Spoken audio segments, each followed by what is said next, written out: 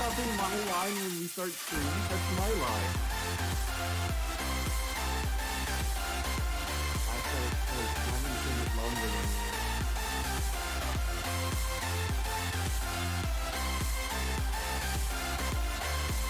Bro, this is what man has a bouillon. And a dog. What's the dog doing?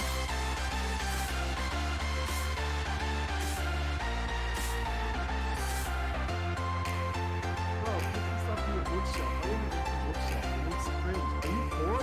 No. Poor. Ugh. Can you hear me better? This is nice. Oh, wait. I had my mic muted. Oops. Okay, hi. This is nice stream now. Great. HackedCrusade hours. So I'm not be streaming today. I have homework and an interview. VENOM was really persistent in insisting we stream today. So I asked once and you didn't say no. What do you do? A sticker. That's not a no. I'm gonna talk to you how we talk to my niece. Use your words. Anyways, I'm going to Luigi Beach right now. Okay. Raise my volume. Go. Raise my volume. Okay, fine. Fine. You rape the citizens in here, and there's nothing you can do about it. There, is that good? Are y'all done complaining? Are y'all done? Is that better? Is that better now, guys? Also, Venom, move to the screen. Nobody wants to see you in your empty room for the next 30 minutes. Yeah, I already moved to the screen. I was going to until y'all started complaining. So yes, if you didn't know, we've been moving, and that's why there hasn't been stream for the last little bit. I was going to stream on Monday, but things happened. So, friend request. Hello. Ayo, people friend requesting. Ayo. All right, let's see here. Yeah, you need some stuff on your shelf. Yeah, I know. I'm going to. I just haven't gotten around to it. We've had other things to deal with at the moment. How many days has it been? It's been like a year since you've moved in. What have you been doing? Okay, so there you go. Boink. Oh, boink. There you go. Okay. All right, just start. We have 2 people. That's good enough. They can hop in.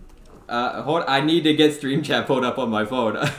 I was rushing. Oh my gosh! Why are you unprepared? Boho, shut up. Oh, Jody! Yo, Jody sent the friend request. Yes. I'm watching the stream delay. Keep in mind. That's why I say these things like way late. I am aware. Don't worry. Okay. I joined, but alas, my calc test is next week. Okay. Next week? I have exams tomorrow, but I don't make good choices. All right. So, what do we want to do? Do we want to do 100 cc or what do we want to do? Bro, cringe. 200. I'm bad at 200. I'd prefer not. 150 then. 150. No, mirror. Ooh, okay. I don't mind. I like mirror. So okay. Mirror doesn't get enough love in my opinion. It doesn't. Everybody's like 200 because 200 is the hardest difficulty. That makes sense. Yeah. You're like 150 because I'm bad. When I see a streamer who plays 100, I think it's cringe. I'm gonna be honest. I think they're not good at the game. That's fair. We always frantic. Should we turn on frantic items? Do we want frantic items? It's mirror mode. It's not 200cc. Frantic is not gonna hurt you. Okay. I wasn't saying because I was like, oh, it's scary. No, that's tough. Whatever. Okay. Anyways, yeah, mirror. I wish there was like a mirror toggle. Like, there's no reason you shouldn't be able to do mirror on every difficulty. Yeah. And in fact, they should even do what Tor does, where you can play horses backwards. That's cool. Mm-hmm. Like, we should not just have mirror mode, we should have backwards mode. In fact, they should be able to stack. You should be able to have a backwards mirror mode. Give me Mario Kart pizza time. Like, it's really simple. Like, these games, like, I get it. Making new courses is tough. But there's a really easy way for the developers to make extra content. Like, or something else Tor also has, they have, like, RTX tracks. Where it's the same track, but they add in a bunch of boosts and stuff. So there's, like, more... It's more interesting. Yeah. Like, see, Tor is a game where they need new content, so they have to wisely make use of the content they have to, like, keep people there. Mm-hmm. And that's something 8 doesn't have. 8 just kind of dumps. It's like, okay, bye. See y'all in 9 months. We got new courses. I don't know. I like the idea of getting new stuff. Like, I understand it's not easy to make stuff, but like, I don't see why we can't just have more stuff. Yeah. 'Cause this is Ew, all I easy got stuff. this smelly coin. Ew, gross. I was paying attention to dissing the coin instead of actually where I was going. Cringe. Doink. In other news, I have been playing through Ace Attorney Spirit of Justice. It's pretty cool so far, Hack. You should play through Ace Attorney finally. I've been busy making stickers. I got to the I got to the chapter with that clown girl that everyone was horny for, so. The Clussy. Yes, that. Remember when that was a thing? Yeah, that was a I personally think it's really weird when like a porn joke hits like the main media. Like that's just kind of a little weird. Yeah. It's a little weird. That Well, you know, it's Twitter. It shouldn't be a surprise. It just strange. Yeah. Where in the world is that banana going? Look at it go! Oh! No! Oh, god damn it. Lightning. I did the shortcut and I got hit right at the end of the shortcut. Good. With the lightning. Good. Bruh. Good. Oh. I see you. I can smell you. I don't think you can. I can smell You you. can tell me then smell that. Bro, you got a star. Cringe. Bing bing bing ba-ding bing ba-ding bing bing bing bing ba-ding bing. Alright. And Peach with my star, we're gonna Peaches, peaches, peaches, peaches, peaches. Mario movie is so good. Ooh, just got a shock skip. Let's go. Easy. I'm wanting to see if I can convince my dad to go see it, because I think he'd definitely like it. Alright, easy second. Shock skip brought me to second. Nice. I can't catch up to Moo Moo. I'm right behind Moo Moo, but like, I have a super horn that's not good enough. If I had a green shell or even a banana, I could take them out. Awesome John Boy has seen like the Mario movie like in theaters 4 times, something like that. It's a good movie. I don't It know is. if it's 4 times good, but it's a good movie. When's the last time you took a shower? I'm actually wet right now because I just took a shower right before the stream. Oh my god. I'm literally still wet. Doink. Yeah, my hair's still moist. I suppose I'm the real moist critical today. No way. How's your day been today, Hack? How has your day been? I've just been avoiding doing homework and doing art. Is that why you're playing Kart? Is that why you're playing Kart? You're avoiding your homework? I was trying to do homework, but you summoned me. Come till the water's brown. Bro, I'm not taking a bath. Ew, that's gross. That's so gross. Bro, baths you just sit in your filth. My god, I took a shower. The water is not going to turn brown in the shower. If it turns brown in the shower, that's a you problem. Yeah. If it turns brown in the shower, you should really check out your, Did I hit? Okay. I thought I hit Moo Moo. Okay. If it turns brown in the shower, you should really check what's wrong with your plumbing, honestly. That's an issue with your plumbing, homie. Call the Super Mario Bros. Super Plumbing. Oh my goodness. Oh, I wasn't paying attention. Okay. Gosh, it's been so long. It's been so long. It's been so long since I've what the hell? I hate this track. I just went off stage because the arrows. Then why'd you pick it? It was your track. I didn't. I picked random. Yeah, you didn't pick this. Bro, the arrows weren't floated in a little boundary, so I went straight into them and got off the stage. I used to take baths all the time. I think baths are like good for relaxing, but they're not clean. Yeah, I used to be a bath man. I was a bath kid, but now I'm a shower. I'm glad I've evolved past that.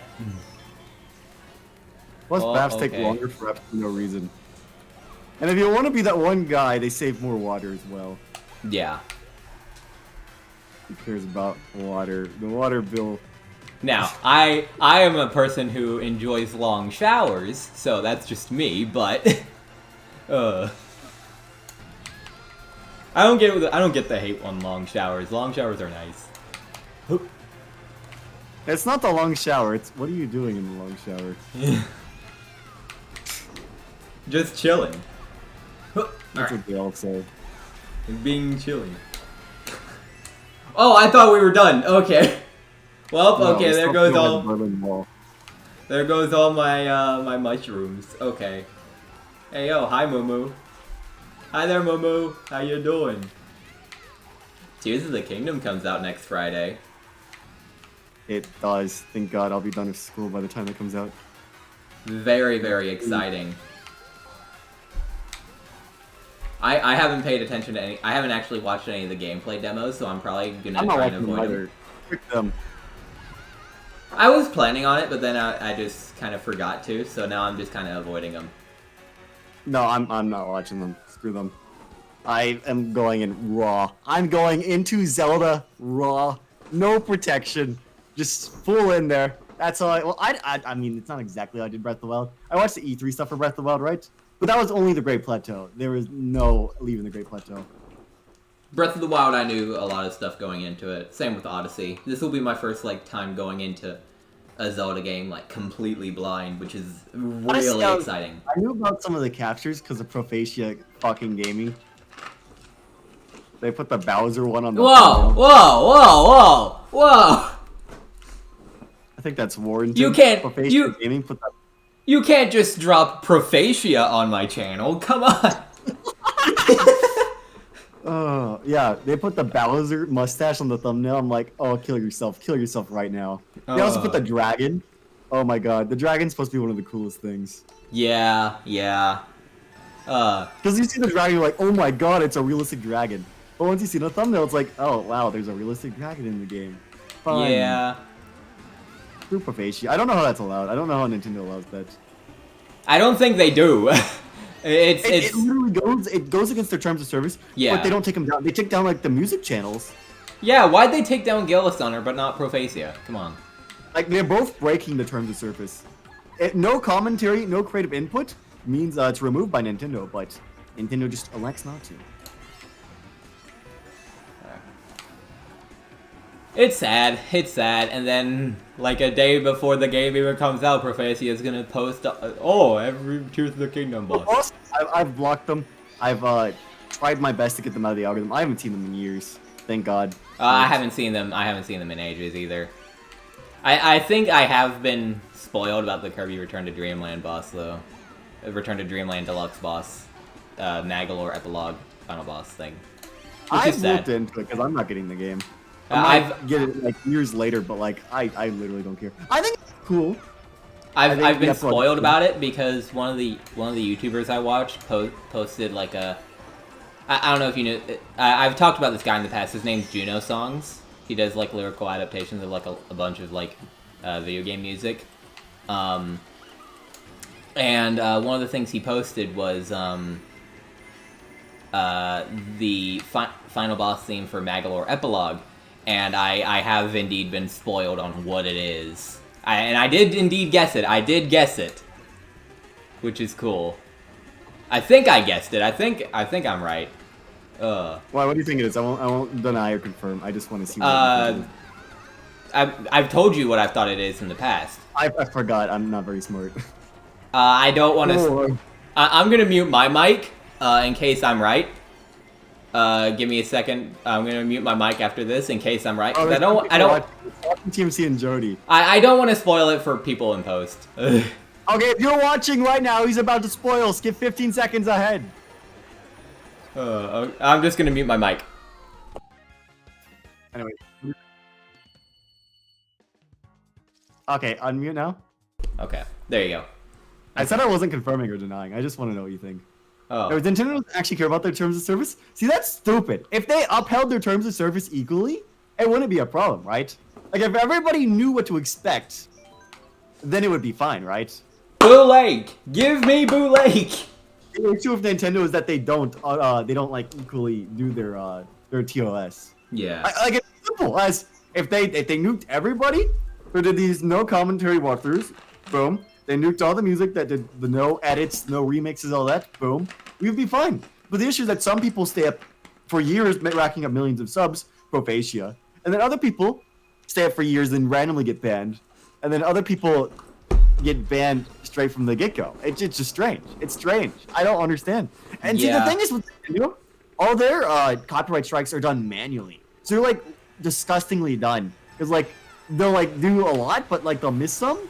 It's like why did you leave this up? But why did you take it down? Or they'll take something down that's like accidental. Because like look, it's I assume it's not like Reggie or somebody looking at it. I mean, it's obviously not because he's banned. I'm not banned gone. It's not Doug Bowser taking it down. It's probably some intern, right?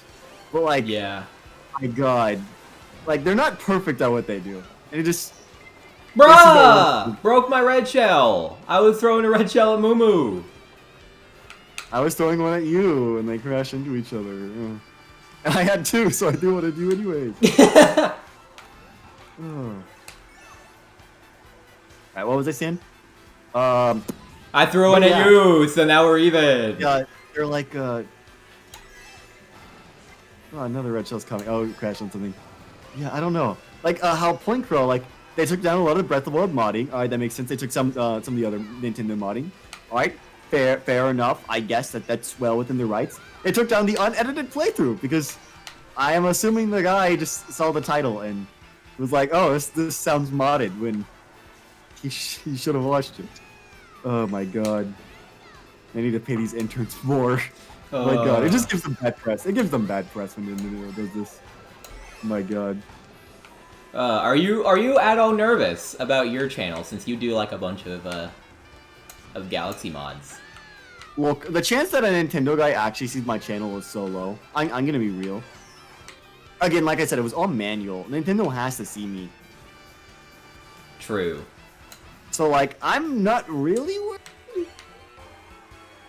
And the whole reason with the... I don't know how to... I'm not quite sure why they went all of a sudden, but... I'm okay. not worried at the state I'm in. If I was bigger, I would worry differently, but... I am getting absolutely cucked here. Okay. It's all Kaizo. They saw the actual trailer with like over 1,000 something views. That's more than anything on my channel gets. Actually, I've had a few Kaizo streams get like 900 views or something, but again, I could care less. If they took down Kaizo Mario Galaxy 15, what am I gonna do about that? Like, oh no. All they would do is take down streams. They've been mostly copyright claiming. They did strike Point Crow twice, but it was on the multiplayer mod, which is something they're really not liking because it's emulator only. I don't know if that's exactly why. I think it's a combination of Tears of the Kingdom coming out and it being emulator only. But the Kaizo Galaxy one was a claim. So if they did claim my streams, or even the Kaizo video, I mean, what am I? It's not gonna really be something I would... Boo Lake! Dadgummit! I don't know. That's my take on it. Yeah. I only have one modded video up, right? Yeah. It's an old video. It's already gone its use. If they claim it, so what? If they don't, cool. So what? Cool. Like, I don't know. It's not really a big deal. Obviously, for someone like the Kaizo Mario Galaxy 2 guy, moving that's bad because that's where the link was distributed from. Yeah. But for me, I'm not really worried.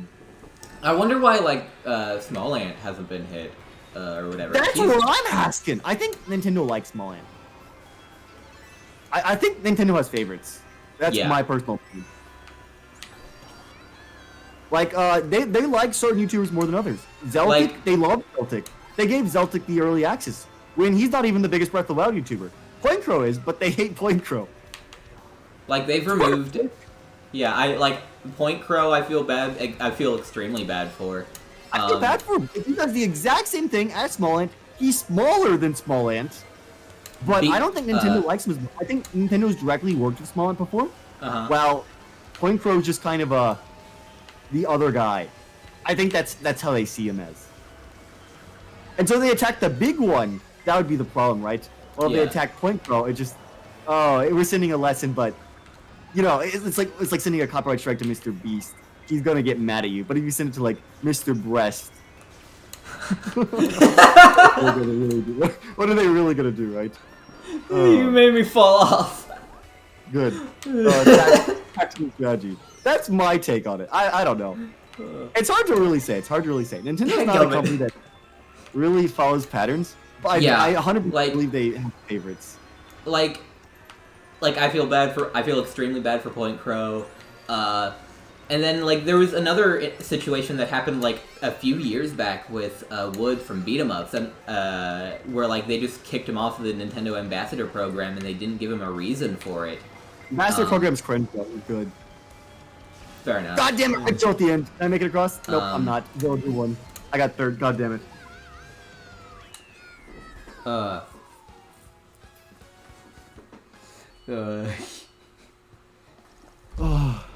I got hit by a red shell at the flag, and 2 NPCs won. That sucks. That sucks. Not even Yoff. If it was Mumu and you, I wouldn't be mad. I don't know. Nintendo's a weird company. They're really a strange company. And like, obviously, like, they can obviously turn a blind eye to modders when like the modders like at a certain level. Because Nintendo obviously has offered Toby Fox not just roles in their game, they offered him a fucking job at Pokemon. Yeah. No. Like he works at Game Freak to make the music. He's worked on Sword and Shield and Scarlet and Violet. Those are big games that he's gotten a role. He made only one song in Sword and Shield, but in Scarlet and Violet he made like, I don't know, like a fifth of the soundtrack. Several one of the route themes, like a few of the battle themes. They made the final boss theme, like crazy stuff. Yeah. Like that's insane. Yeah, Nintendo. Like, so they're willing to turn a blind eye to modding when it's at certain points. Yeah. Very weird. Very strange.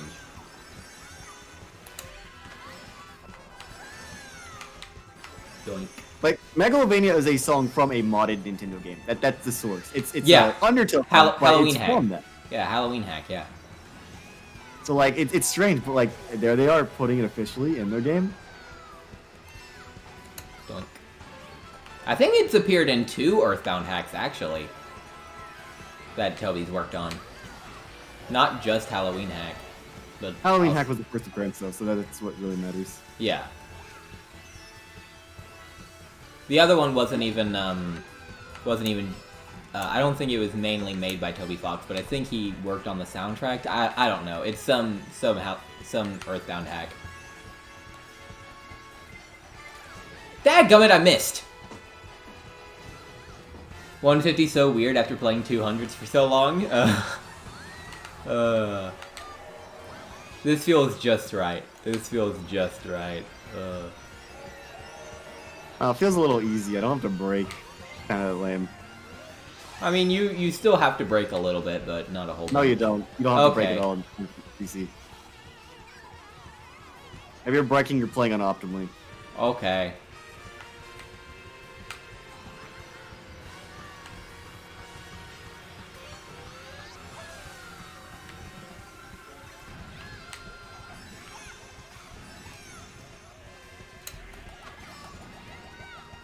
Yeah, I don't know.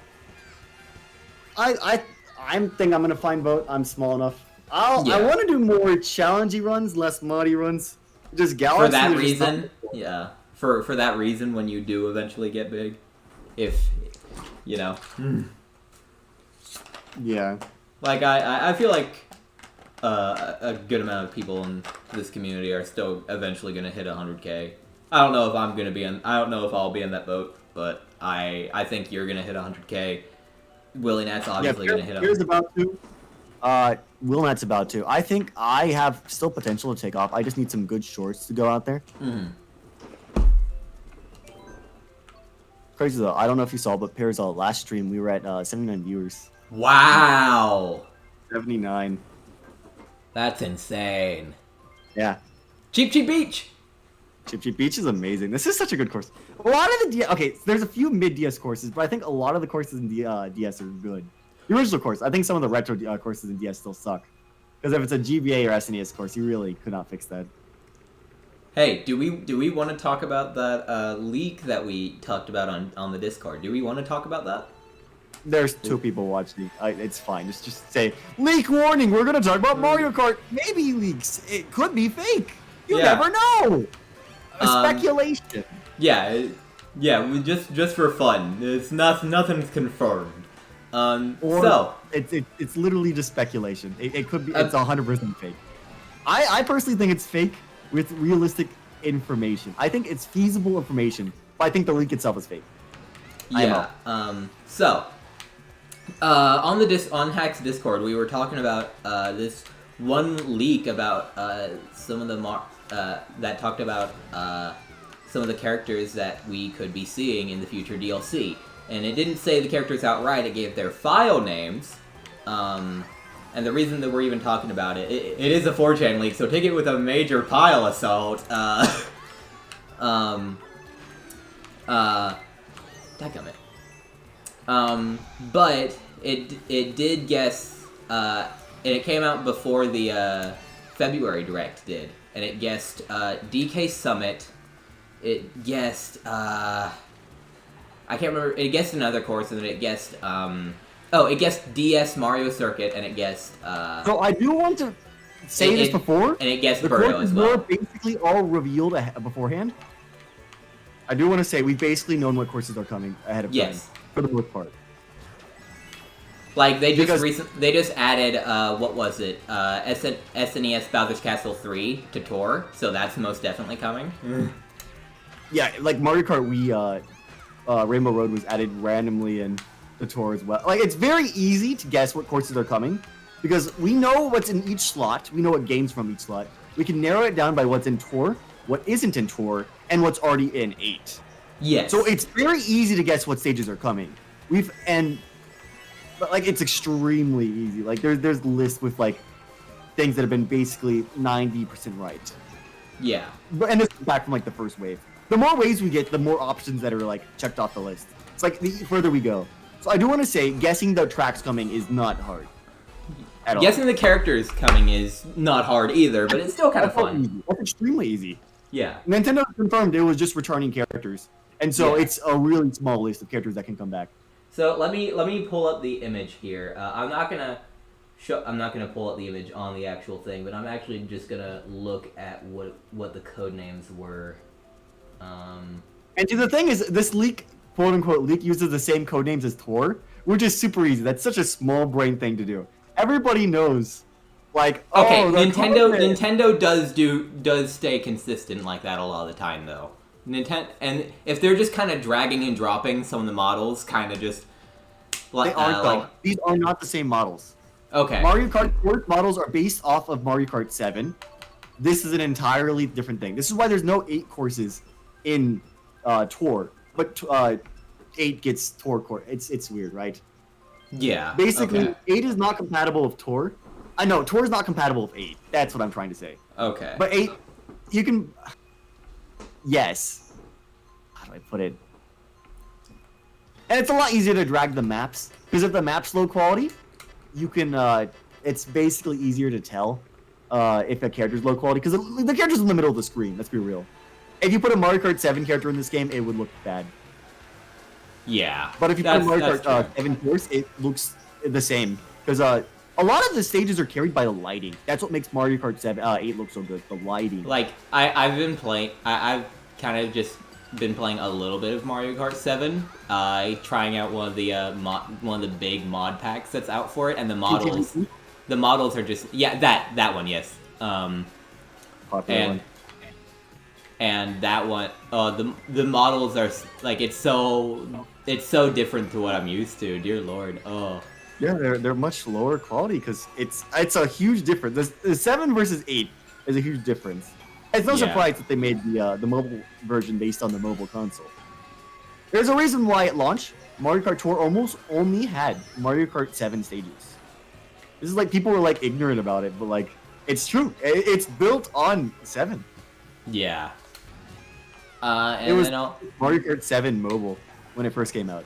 All right, let's talk about the leak, I guess. The first file name for one of the characters is Bomb King, which I wonder who that could be. King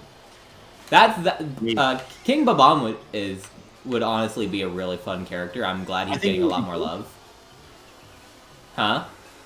I think it'd be cool. I'm a big fan of the classic villains. But it's not like brutal.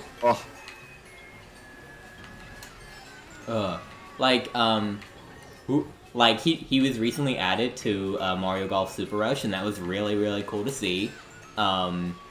See him get some more love. So yeah, I'd be 100% on board for King Babam coming back for Mario. Or not coming back for Mario Kart, even though he is coming back from tour, but whatever. Saying characters are coming back and they're coming back from tour is like saying, oh, you know how Mario was in the last game? Well, Mario's gonna be in the next game too. Like it's just kind of weird.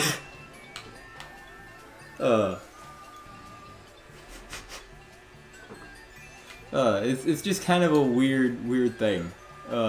Saying how it's a returning character, but their only previous appearance was from tour. You know? I mean, the game is tour track, so Nintendo considers tour a game at the very least. Yeah, I'm still on the team that they consider tour Mario Kart 9, which is sad, but next is this is the interesting one. Boo's Pacoon,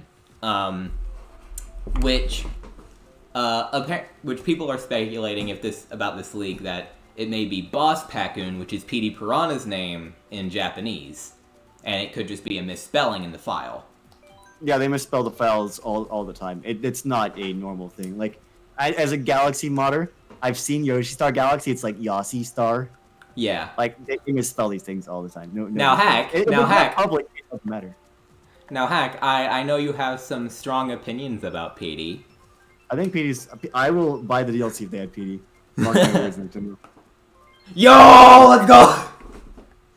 I love PD so much. I love PD. I love PD Piranha!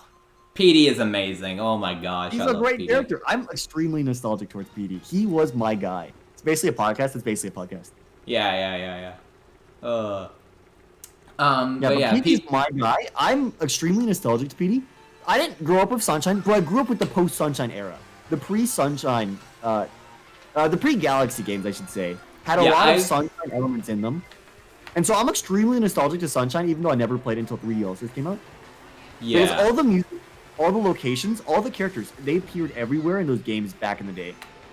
I'm going to be honest, I had never even heard of PD as a character until around the time of Paper Mario Color Splash. I'm going to be 100%. Hell no, yeah, PD was everything. I didn't have a GameCube growing up. I didn't either. PD was in everything, though. He was in Smash Brawl. He was the first boss. He was in New Super Mario Bros. Okay, I'm gonna tell you something. I'm gonna tell you something. For the longest time as a kid, I didn't know how to access the Brawl story mode. I didn't know where the story mode was. I was a dumb kid. I was such a dumb kid. Oh my gosh. I was so unbelievably stupid. Please make fun of me for it. Oh. Yeah. That's so cringe. It's so cringe. Holy shoot. Oh my gosh. Bro, PD was like in all the games back then. He was literally in all the like DS games. I have no excuse. I want to say that it's really sad that New Super Mario Bros. Games no longer have unique bosses as every castle. It's kind of sad we get the Koopalings. DS was fire, because we had first boss like Bowser, which makes sense. But we had like PD, we had like the Pokey, we had the giant Boo. Lots of fun stuff. Well, okay. Yeah, I think that's one of the main reasons New Super kind of went downhill, is kind of because they kept using the Koopalings for everything. Like, I get it, the Koopalings, they changed their attack patterns. But I don't care about the attack pattern. The boss itself is a part of the game. It's like, yes. Oh my god, who's that boss? And then it's Ludwig. He's always in the 7th castle. Ludwig's always the 7th castle.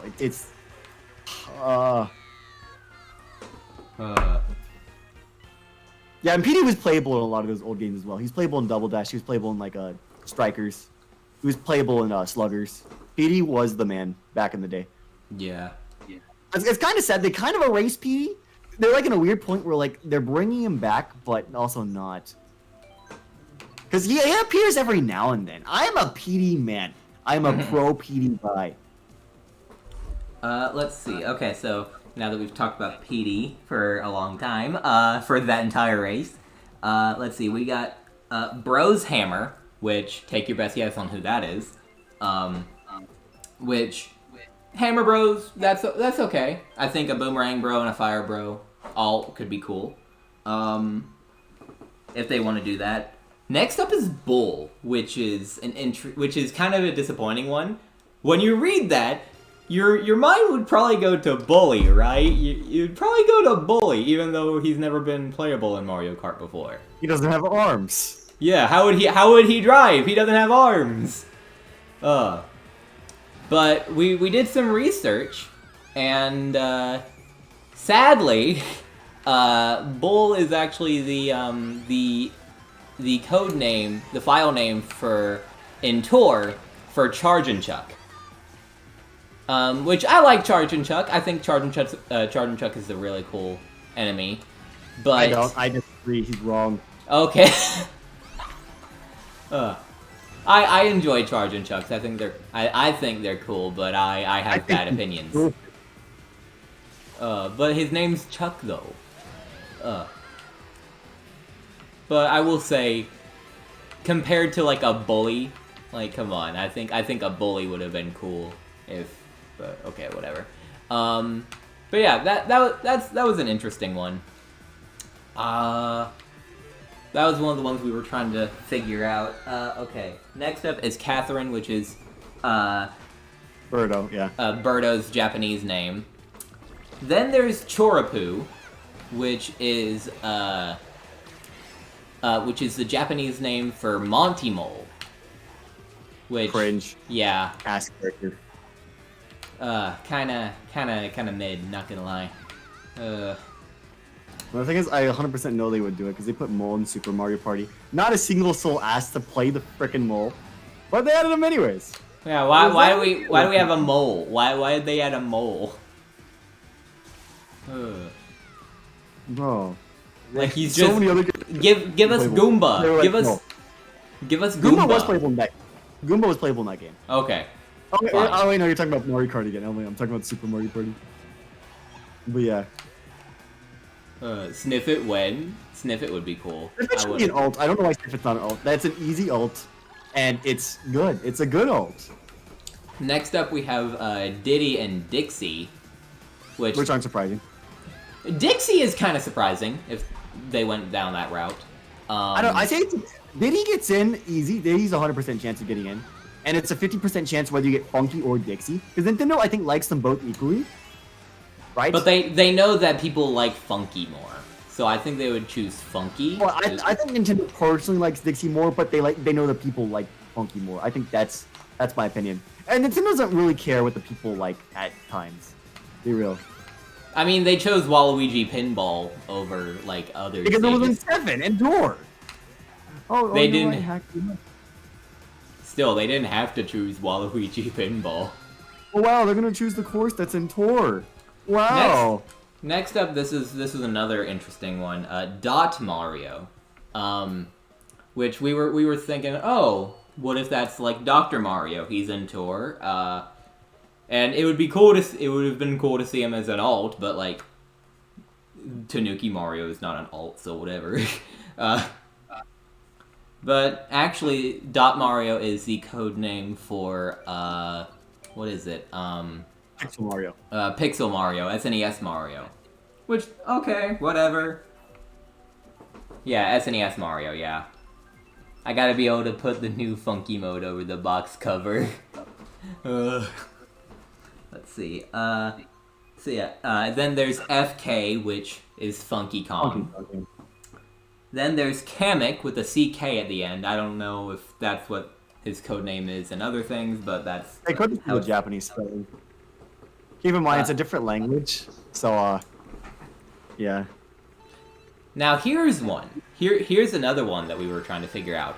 Noko Noko Race. Now, it's not that interesting of an answer. We were originally thinking that it was Paratroopa, because Paratroopa... I never thought that. The race is obvious. The race is obvious. Y'all are the one thing Paratroopa, I'm like, bro, y'all didn't play Kart. It's obvious who it is. As soon as you see race, it just giving it away. Yeah, it's literally the most racist man we know. It's the Racer Koopas from Mario Odyssey. Yeah, Koopa Freeriders, they're all on tour. No, I missed! They get all the alts. Because they have all the alts in tour. They have like the different colored hats and the gold one, right? Yeah. I'm really hoping if they do bring him over, they at least bring the alts over. Yeah. Bruno got ult, right? So like, there's a high chance the DLC characters do get ults. So it's not bad. Kamek is Magic Koopa? Oh, whatever. Wait, so the file name for Kamek is... No, wait, so Magic Koopa's file name is Kamek. Okay. In Galaxy 2, the wild little Magic Koopas you see out there, they all say Kamek in the game. Yeah. Even though that's wrong. Even though that's wrong. Although, the one that may actually be Kamek is the one in the Galaxy 1 opening cutscene. Because he uses a different special model. We've already had this discussion, though. Yeah, that one may be Kamek, but there's no confirmation that it is.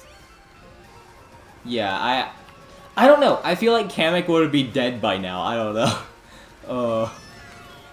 I feel like Kamek should be dead by now because he's like Bowser's dad, and I'm like, you know what? Let's just say he's dead.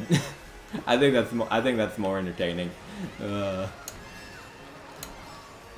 Either say he's dead or like make him an old man. He's old. What do you mean? There we go. Yeah, it is weird though. Bowser's canonically like 26 or something, and Kamek looks the same as when they were babies than when they look as full grown. It's like, how has Kamek not aged in like 20 years? I mean, are you sure? Are we sure that Bowser is like in his 20s? Because turtles can live. Bowser Turtles and Mario are around the same age. Bowser's a little bit older. Okay. Because Bowser was a toddler when Mario was a baby, but they're only a few years apart. Because I was gonna say like, because turtles can live for baby like Bowser ages. could talk when baby Mario was still Goo Goo Gaga. Yeah. So he's a little bit older, but again, a toddler's just like a few age. And then we have two more on this list. We have Pauline, which... Ew. Ew, I'm not... It's gonna happen. Pauline's gonna happen 100%. Like, there is no doubt in my mind. I don't like Pauline, but she's gonna happen. 100% she's gonna happen. And then we have... Honestly... One of the more fun ones, I would say. We have a character named Totten, which is the Japanese name, I believe, for Nabbit, which I think is a really fun choice if they go down that route. I never liked Nabbit. I always thought Nabbit was a weird character to put in the game. I thought Nabbit was such a cool character. I love Nabbit. I was like, ew, what's that? Ew, cringe. I think Nabbit has such an... I like Nabbit's design. I don't. I'm not a fan of rabbit-shaped characters. So you don't like the Brutals? Good. Yeah. I'm not really a fan of any of the Brutals. No. Yeah. I have my favorite Brutal. I think I would put the Koopalings mostly above the Brutals. Yeah. Yeah. Same here. I think my favorite Brutal would probably be Spewart. Just because of his design. I like the tall, goofy. What's Randall? What's his name? I don't know. Rango. Rango. There we go. Randall, close enough. Randall. But yeah, I really like Spewart's design. I think Spewart's cool. Also, I really like Spewart's outfit in the game for Mario. Yeah, I'm not a massive rabbit person. I don't know. I don't know what it is about them. So I want to use rabbits as characters, and it's just a little... I'm not a fan, Like, as a person who actually has rabbits. Wow, hack diss and rabbit dude here. Real. Exactly. I am not a coward. I will say my thoughts. I mean, Lil Punny is one of the worst things ever happened to Pokemon, so like... never wrong. Zoom. Imagine Mario Odyssey, but it goes with hack names them. I would love to just have like, just a mod. The only difference is that I wrote all the dialogue. Oh my god. All of Bowser's dialogue is just peaches, peaches, peaches, peaches, peaches. Doink. Alright. I don't know. I like being weird and calling the characters wrong names. Bow bow. Oh my god. Doink. Ah, fire. Oh, Luigi. Yeah, so those are the obvious ones. Those are the ones that literally anyone could have made this list. I think the leaker, there's no credit to the leaker. These are the most obvious ones they could have picked. They're the safest options. Yeah, I think the only reason there's credibility to this is, like, I don't think them predicting Birdo adds any credibility to it. I think the only two things. Somebody predicted the entire first Smash wave, and then they thought it was like they had an inside source, and then they did the second wave and they got it like all wrong, like so. Yeah, one thing. Yeah, I think the only reason this has any amount of credibility is because they predicted DK Summit and Mario Kart Tour and Mario Kart DS, Mario Circuit DS. I think those are the only reasons this has credibility. Now, like they predicted it right before it came out. We talked about another leak that has full credibility, and it's so basically for the Pokemon Direct that was a little while ago.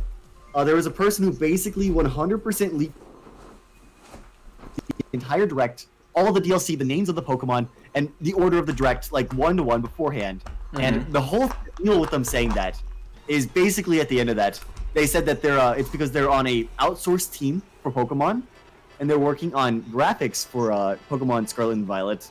And one of the biggest things that is happening is that they're working on a graphics patch that is going to be designed for the next Nintendo Switch, which is supposed to come out within the next year. And this one has a lot more viability because, I mean, it makes a lot of sense. First off, 100% accurate. Like, that's more than other leaks are. Like, the leak you just said, they guessed 2 courses in a character. That's not, like, 100% accurate. Yeah. Like, anybody could say that.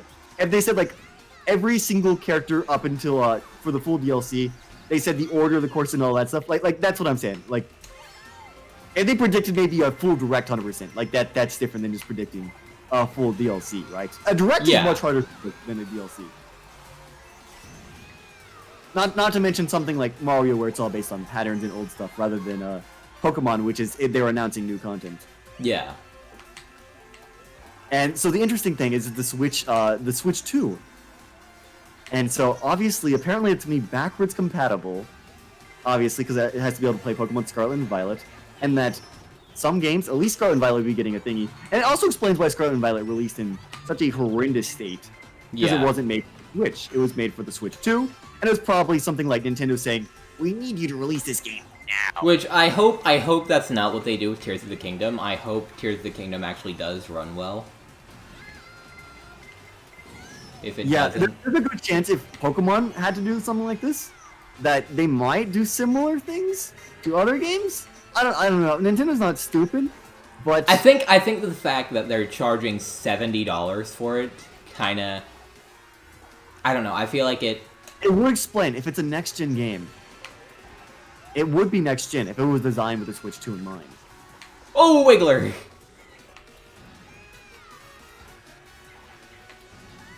Okay, I can't go that way. It was rushed for the holidays. Yeah, Scarlet and Violet really is supposed to be cooking on the next console. Definitely rushed. But you know, Nintendo.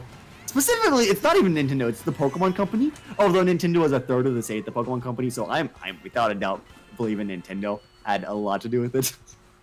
Then that's one of those things that's stupid. Some people are like, it's not Nintendo. It's Hell Laboratory. It's not Nintendo. It's Game Freak. It's always Nintendo. It's always Nintendo. Nintendo publishes the games. It is Nintendo. Like, that's one of those things a lot of people don't understand. Like, when people are like, why was the indie game? Why does it have this bug out? Why didn't you have all this? It's purely because publishers. Usually publishers are the one that set the release dates. And they hold people accountable.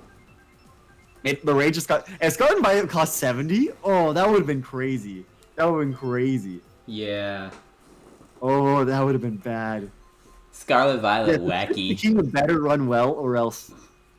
I don't know. I think Nintendo's. I don't know. It's Nintendo's baby. Also, Monolith Soft worked on the game, and Monolith Soft are like actual programming gods. Yeah.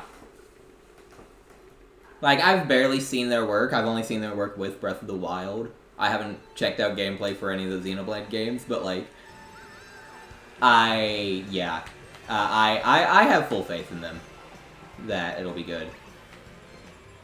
Yeah, they're the reason why Breath of the Wild has a map the size of a 100 GB game within like 15 gigabytes. They're just literally built different. Yeah. Like, that was probably one of the biggest acquisitions Nintendo's ever made. Like, and it's so funny. They picked up Monolith Software. You know what they did before working at Nintendo? They made Xenosaga, a turn-based RPG on the PlayStation. Like, that is such a random ass game to grab. It's like, yeah, these seem like good developers. They picked up Nintendo didn't even pick up the rights to Xenosaga. Oh no, the rights to Xenosaga are literally still at the at Bandai Namco, the old publisher. They picked up Monolith Soft, but they didn't pick up Rareware. Get out of here. That's fun. Imagine seeing Xenosaga's like, yeah, I want those developers. They look. Xenosaga is a very weird game series. I bought Xenosaga 1 and 2, and they're certainly games. They're games, all right. Like, I wonder how different the game industry would be if Nintendo had actually full-on bought Rareware. They only needed 1 more %. They didn't even need to fully buy it. They bought 49%. Yeah. They were actually like mega eld. Yeah. Like, that was their own fault. I imagine just like in the Microsoft meeting, one day walks in, he's like, guys, Nintendo only has 49% of Rare. What if we just... 49%, guys. Guys, you know what we gotta do. Bro, I can only imagine being that guy. That guy probably got raised. He probably got Employee of the Year. Oh, absolutely. Oh my gosh. Like, bro, I can only imagine. And I hate him. And I hate him for it. I hate him. Like, oh my probably god. like in the stock exchange, like just staring at it. It's like, why is it only 49%? Who would make such a massive error? You know how easy it is to buy 1 more % of a company? But they really said, no, 49%. Did you fall off there? I fell off, yes. I saw that. Cool, I got second, I'll take it. But yes, Rabbit Dude, I am still at my dad's. But trick question, I'm not technically at my dad's. I'm at my new house. Let's go. We've been moving. That's why there hasn't been stream in a while. So yeah. So yes, apologies, but yes, this is the new streaming room. Very, very cool. Yeah, I just imagine. Sometimes I like to think, like, how different the game industry would be if what am I talking about? Not Minecraft, not Microsoft. I don't know why I said Rareware was bought by Nintendo. I don't know why Nintendo never bought Rareware. I don't know why they would. Why they didn't. Real.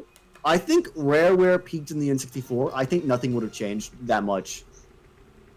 Because after that, they never really did anything super ambitious. See, and you could say, well, it's because they lost access to their biggest IP. They lost access to Donkey Kong. They still could have kept on making the other games. And they did continue to make handheld games because Microsoft didn't have a handheld, and so they just allowed Rareware to make handheld games for but again, still like Nintendo.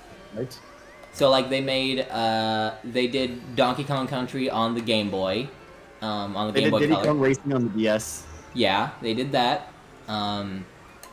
Yeah, they did a few things, but they they did. I feel like they really did peak in the N64 era. They did Banjo-Kazooie Grunty's Revenge. Done anything on the GameCube or Wii. Did you hear that Monosoft gave a pay raise? Yeah, they're goated for real. Goated company. And then, but yeah, they had originally planned to do like Donkey Kong Racing, full on like sequel to Diddy Kong Racing, which would have been cool, I'm sure, for those who cared. I'm gonna be honest. From when I've looked into Diddy Kong Racing, it's not even that good. Yeah, PhilCube just dropped a video about his review of Diddy Kong Racing, and he said it's mainly just kind of like nostalgia. He thinks it's got to be nostalgia bait. The more I look into it, there's not like mini courses. I think the flying and surfing mechanics are cool. Like when the races themselves aren't interesting, there's like less items in Mario Kart. The characters are what the hell? Like, there's a few characters that are iconic, but like there's Conker and then there's Banjo and Diddy, but like, like bro, what's with all these OCs? Nobody wants to play a kart game with OCs. I'm gonna be real. Yeah. It's a Diddy Kong racing game. Where are the Kongs? Why is there no Donkey Kong in Diddy Kong Racing? Yeah. I don't know. I think the game sold by Diddy Kong alone, and the game itself was kind of an L. Yeah. I can see that. I've never played it, so I wouldn't be able to really talk about it, but multiplayer with the DS version, which is just a port of the N64 version. Well, not yeah. But yeah. Did it still have like Banjo and Conker? I think did they I don't know. remove It was them? too long ago. I don't remember, but it wasn't like super good. I wasn't gonna buy it. Mario Kart is absolutely goated. Mario Kart's the only racer I would never play another racer. Yeah, I wouldn't cheat on Mario Kart like that.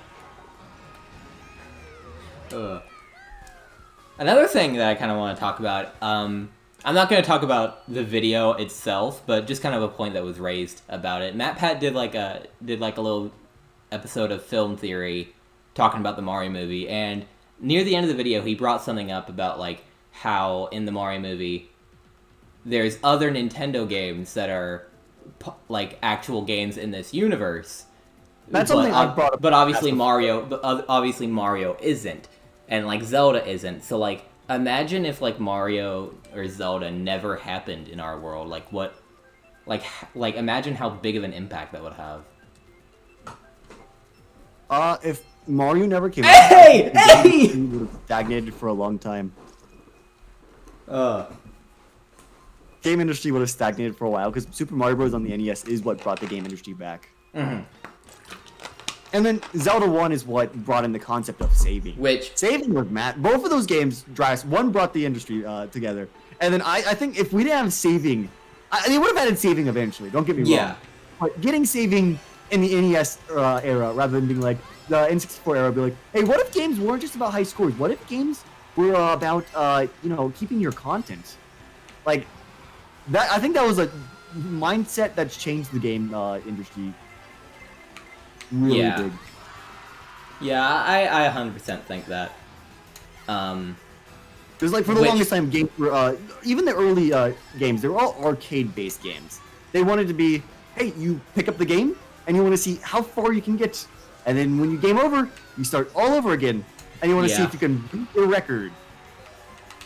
Like nowadays, we see Mario with like the worlds and everything, but that wasn't supposed to be that. It was supposed to be how far can you get? If you beat the game, cool. If you don't beat the game, try again. Which MatPat's observation was like, in the Mario movie universe, the big game that saved the video game crash was Kid Icarus, the game that he was playing, which is an interesting take. Like just imagine that in our world. Imagine that. Kid Icarus was a niche game that didn't sell very much. But if like we didn't have Mario and Zelda and Kirby and all that, probably. Kid Icarus is, I think it's one of the better NES games. I'm not gonna lie, I played the game, and it's actually pretty darn good. But I don't know. I don't think it's as simple as Zelda, as Mario and stuff. Yeah. The game it's weird. How do I say it? So basically, you start off, you do like 3 levels, and then the 4th level in each world is a dungeon, like a Zelda type dungeon, but like a platformer. Like there's a map and like a candle and a compass and everything. Mm-hmm.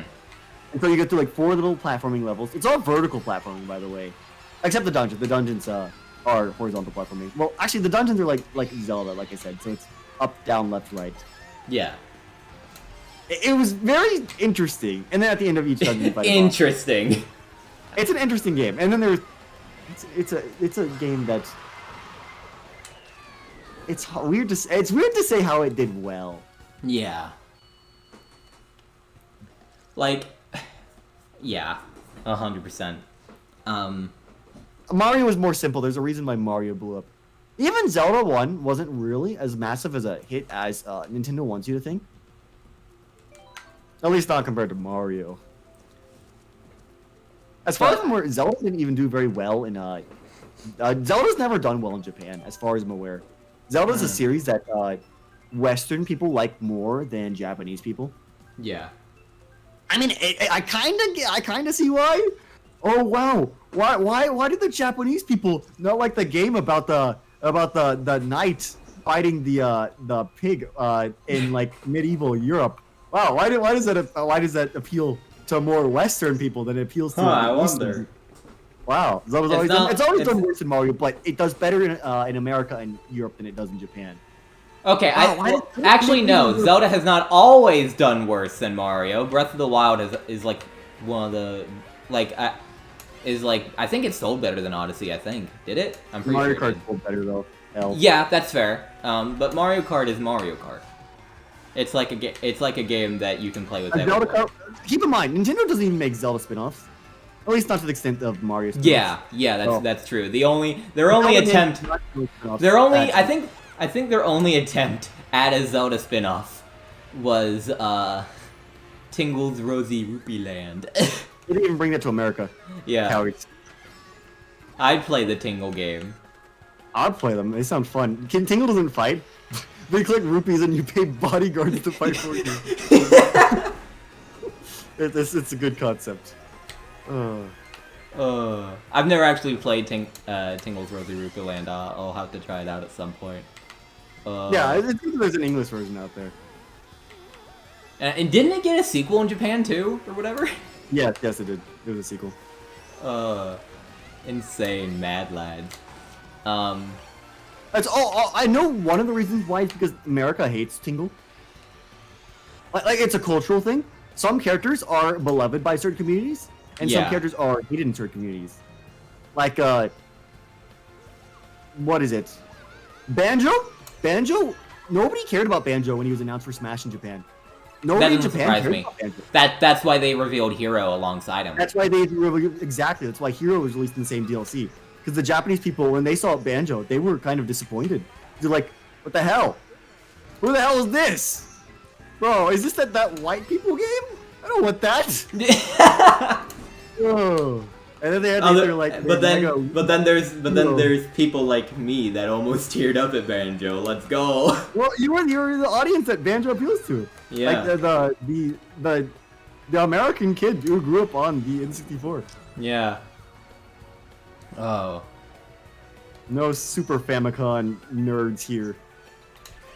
So my teacher in my circuit class, my embedded systems class, is Japanese, and he unironically calls it the Famicom. I'm like, no, you sound like the weebs on Discord. If you refer to it as the Famicom and Super Famicom in a discussion, you are a nerd. I'm sorry. Most people do. It's just an American thing. I don't mind Tingle. I think Tingle's cool. I don't think he's cool. I don't think he's cool. He's very weird. He's very he's a middle-aged man who wears a suit and is trying to find fairies. I'm sorry. He's canonically 30. Yeah, he's kind of weird. What's his brothers in the Waver? Keep that in mind. Confirm in Wind Waker. Like, first off, it's not his tower. That wasn't his tower. That was like the other Tingle's tower. What was his brother? That's the one from Little Tingle Tuner. That's his tower. Yeah. Tingle stole it. Tingle made it his tower. And then you can see like the other two brothers are forced to spin the tower. Because Tingle forces his other brothers in the lake. Tingle's not a good person. He was in prison for a reason. He was arrested. We freed a criminal. Anyways. Yeah. There's some other characters. I know Sakurai said he was surprised to see how much popular Gino was in America than he was in Japan. Yeah. I think I wonder to pick up the Smash ballots. I think we have the results for the characters or something. No, we don't. There's something like that. There was some poll. I think maybe it was on a website, but each region has like 10 characters that like accurately reflects that region. Fair enough. Yeah, that's fair. I could see that, but it's not the Smash ballot. Sakurai specifically didn't want to release the Smash ballot because he didn't want people harassing the companies about the characters that were higher up on the poll or whatever. Which, that's very fair. That's very fair. Common Sakurai dub. Sakurai rarely makes L's, yeah.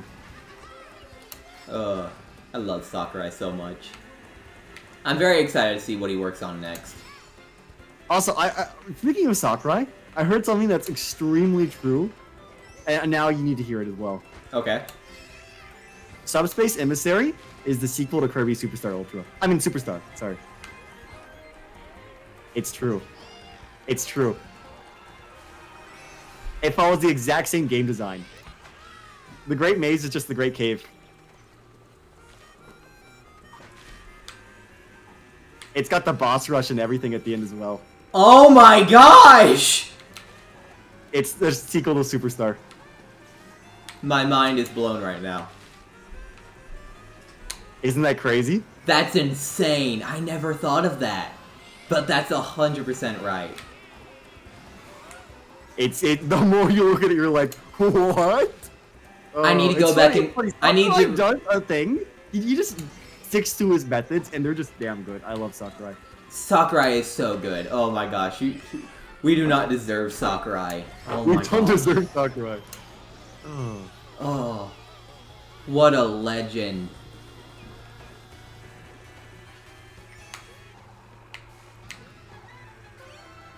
Oh whoa,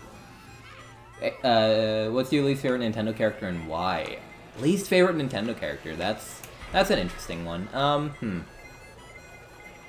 That's a tricky one. Hack, you go first. Least favorite, Rex. Easy. God. Okay, fair enough. Fair enough. I'll be basic and say Wendy. I hate Wendy. Get out of here, Wendy. At least they're Koopaling, but that's an L. Huh? There's worse characters. That's an L. There's worse characters. It's the only one I can think of right now. I'm not wanting to use my brain. This is a hard one, Hacked. Point blank answer, Rex. Yeah, let's specify. Rex from Xenoblade 2. Rex in Xenoblade 3 is a lot better. They improved him in basically all the ways. You know what? On Xenoblade that topic. Rex is bad.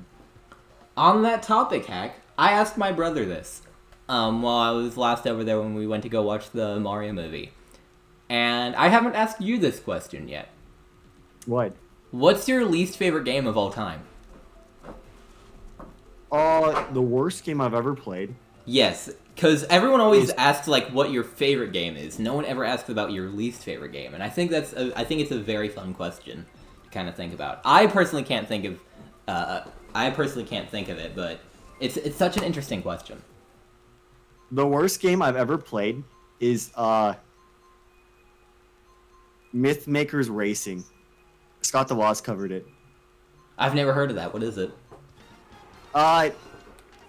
You know that, what was the video he made? About that one company who just makes those bad games that are all just... Copies of each other? Huh? They're all just copies of each other? What is it? Data something. Data design. Data design. Yeah, there we go.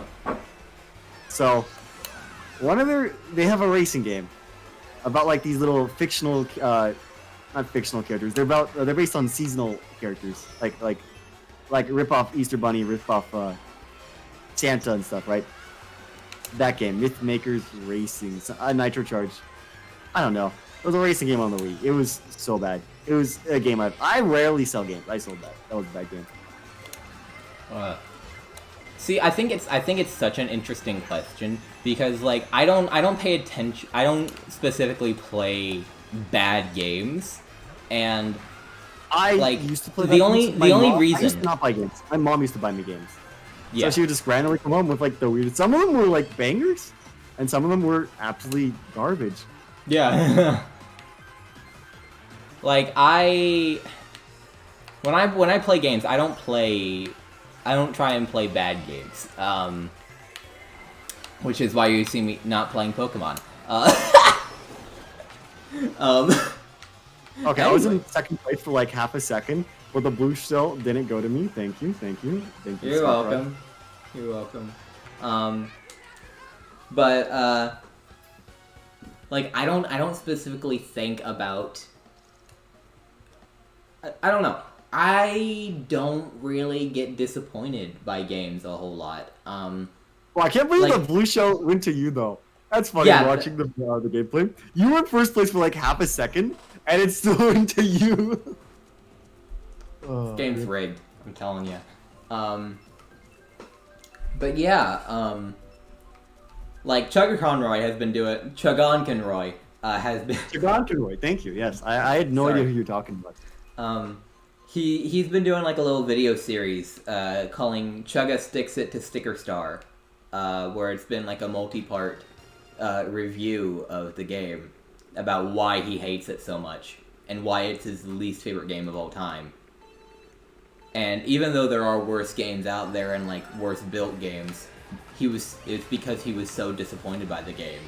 And I think that's such an that's personal. That's personal. Yeah. Like you can play a trash indie game. It's like, okay, well, that was a trash indie game. But like, if you get hyped for like the next sequel in your favorite series, and then it's really bad. Yeah. Oh.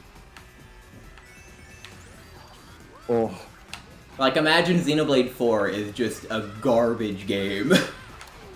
It's just Xenoblade 2 squared.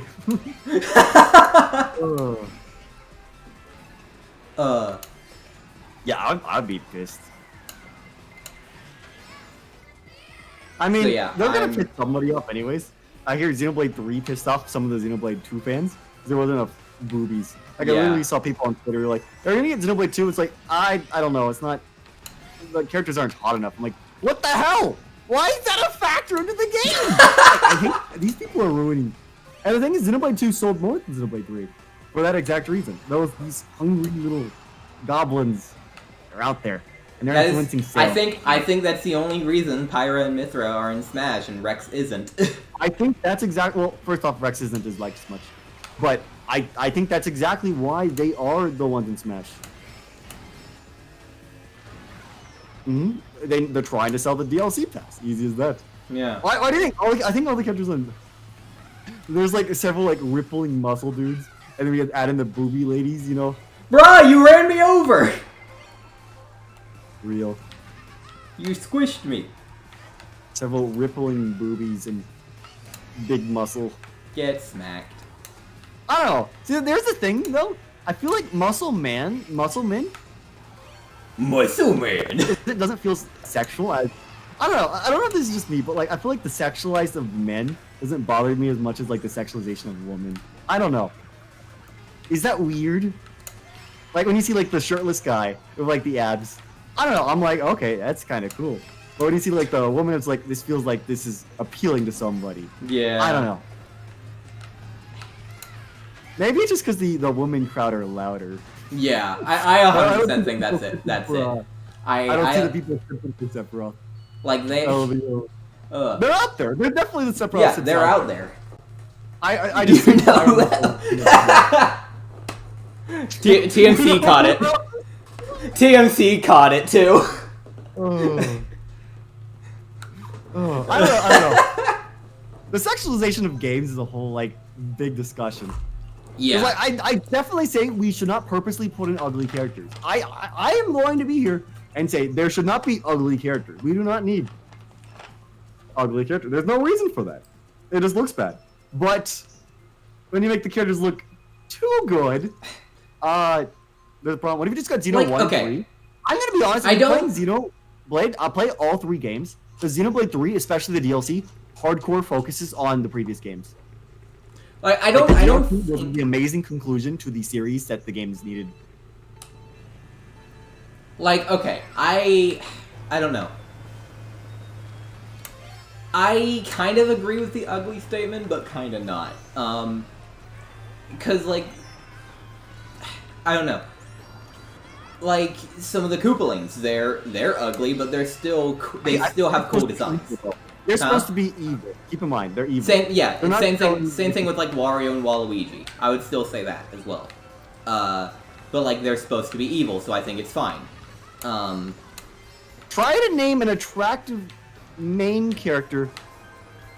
I mean, an unattractive main, like a character who's purposely ugly, and as a main character. Yeah, that's a very fair point. Yeah, and I do 100% agree with you on that. I don't know. It's one of those weird game design practices. Where do you balance it? Like, I think you should make a good-looking character, but at what point should you stop going with the looks? As for I mean, you know, it's kind of a moral thing. Obviously, you can just make them look better. Wario, keep in mind, Wario was a villain in the game he was introduced in. Wario Land never sold well. There's a reason it didn't do well. Wario wasn't as appealing to moms at the store. Imagine being like, well, I should get my son the garlic fart simulator. Obviously, that didn't do as well as Nintendo had hoped. No, no, please, wait, no! But yeah. There's a reason Wario is not the, I mean, he's the main character, but he's really not. You don't play as the characters in WarioWare. Question. Do you think if they introduce Wario into the Mario movie universe, they're going to introduce the WarioWare characters? I think that would be a much later, maybe a reference, but I don't think they would visually. I think they would be in the background. I think they would be background characters. I don't know. Maybe he'd like open up like his wallet and we might see like the guys in there. That'd be cool. Maybe like, set up that Office show that I've been talking about. I was the one that said the WarioWare is the Office. No, I said it. I was like, what if? Said it. No, I said it! No, I said it in your chat, and you impressioned it in your head! That it was your idea. Pineapple, you were there. Who said it first? Ashley, best one. Ashley goated. Ashley's cool, yeah. If they added one WarioWare character to this game, who do you think it would be? Ashley. Without they added one character that wasn't Ashley, who would it be? You said it, dadgummit. Pineapple's never wrong. Yeah, that's right. Actually, I'm Pineapple. Pineapple's my ult. I said it. I win. No. A WarioWare character that isn't Ashley. That's a good question. I don't know.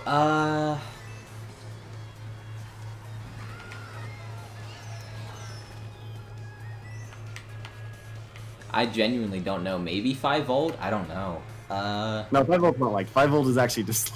Everyone knows 5 Volt's game. 5 Volt as a character is disliked. Never mind then. I don't know the popularity of characters, so I don't know. So yeah, I don't know. Jimmy. Jimmy isn't a bad choice. Jimmy is the second character you ever see in the first WarioWare game. Yeah. So like he makes sense. So yeah, I think Jimmy is a decent choice. I would have probably said Mona because she rides a scooter to begin with. Mona, that's right. Okay, I forgot about her. That's her whole stick. Either Mona or Kibble and Bits. No, Drippets and Kibble. I don't know their name. The dog and the cat. Because they're also taxi cabs. Yeah. They're taxi drivers. Whatever. I don't know the words.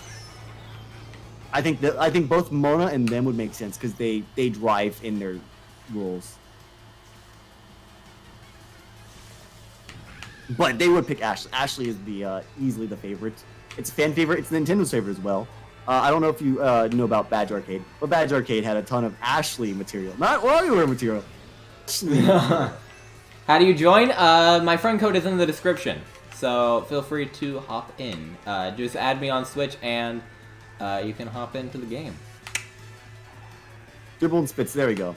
Yeah, I don't know if you know, but they're exclusive like Ashley collaboration. There was a Ashley collab with Yokai, Monster Hunter, Zelda, and several other series. Dang it. Bruh! In fact, they had a full set of Ashley icons for the 3DS. Ashley, a lot of Ashley content. They really liked Ashley. Ashley got the most badges in the entire Badge Arcade app, more than Nintendo did. I mean, more than Mario did.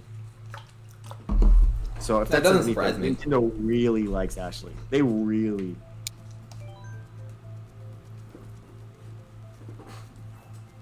So it would be Ashley. There's without a doubt. When did Ashley get added to the WarioWare series? When did Ashley get added? Because it wasn't in the first game, obviously, huh?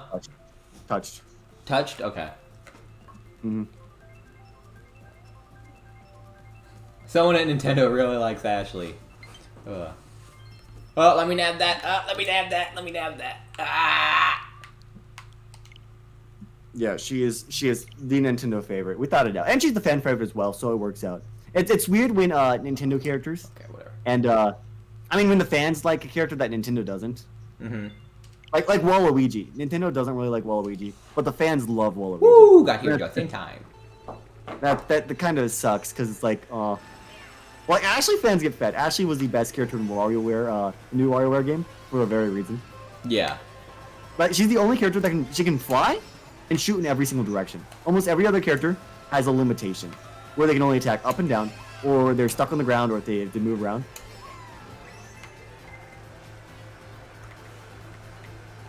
Yeah. I still haven't get it together. It's not super worth it. It's kind of mid for a WarioWare game. Venom throwing? Shut up. I'm not throwing, I'm just bad. Hello, Phil Cube! Greetings. Hello, feel free to hop in. First. I'm better. Feel free to hop in, because I know you have expansion pack now, so feel free to hop in because you have the DLC. Hey yo. Aren't we on the DLC course already? Yeah, but still. He can pick it without having a little warning come up like you do. Why are you outing me as poor? I mean, it's not like it's anything new. It's not like it's anything new.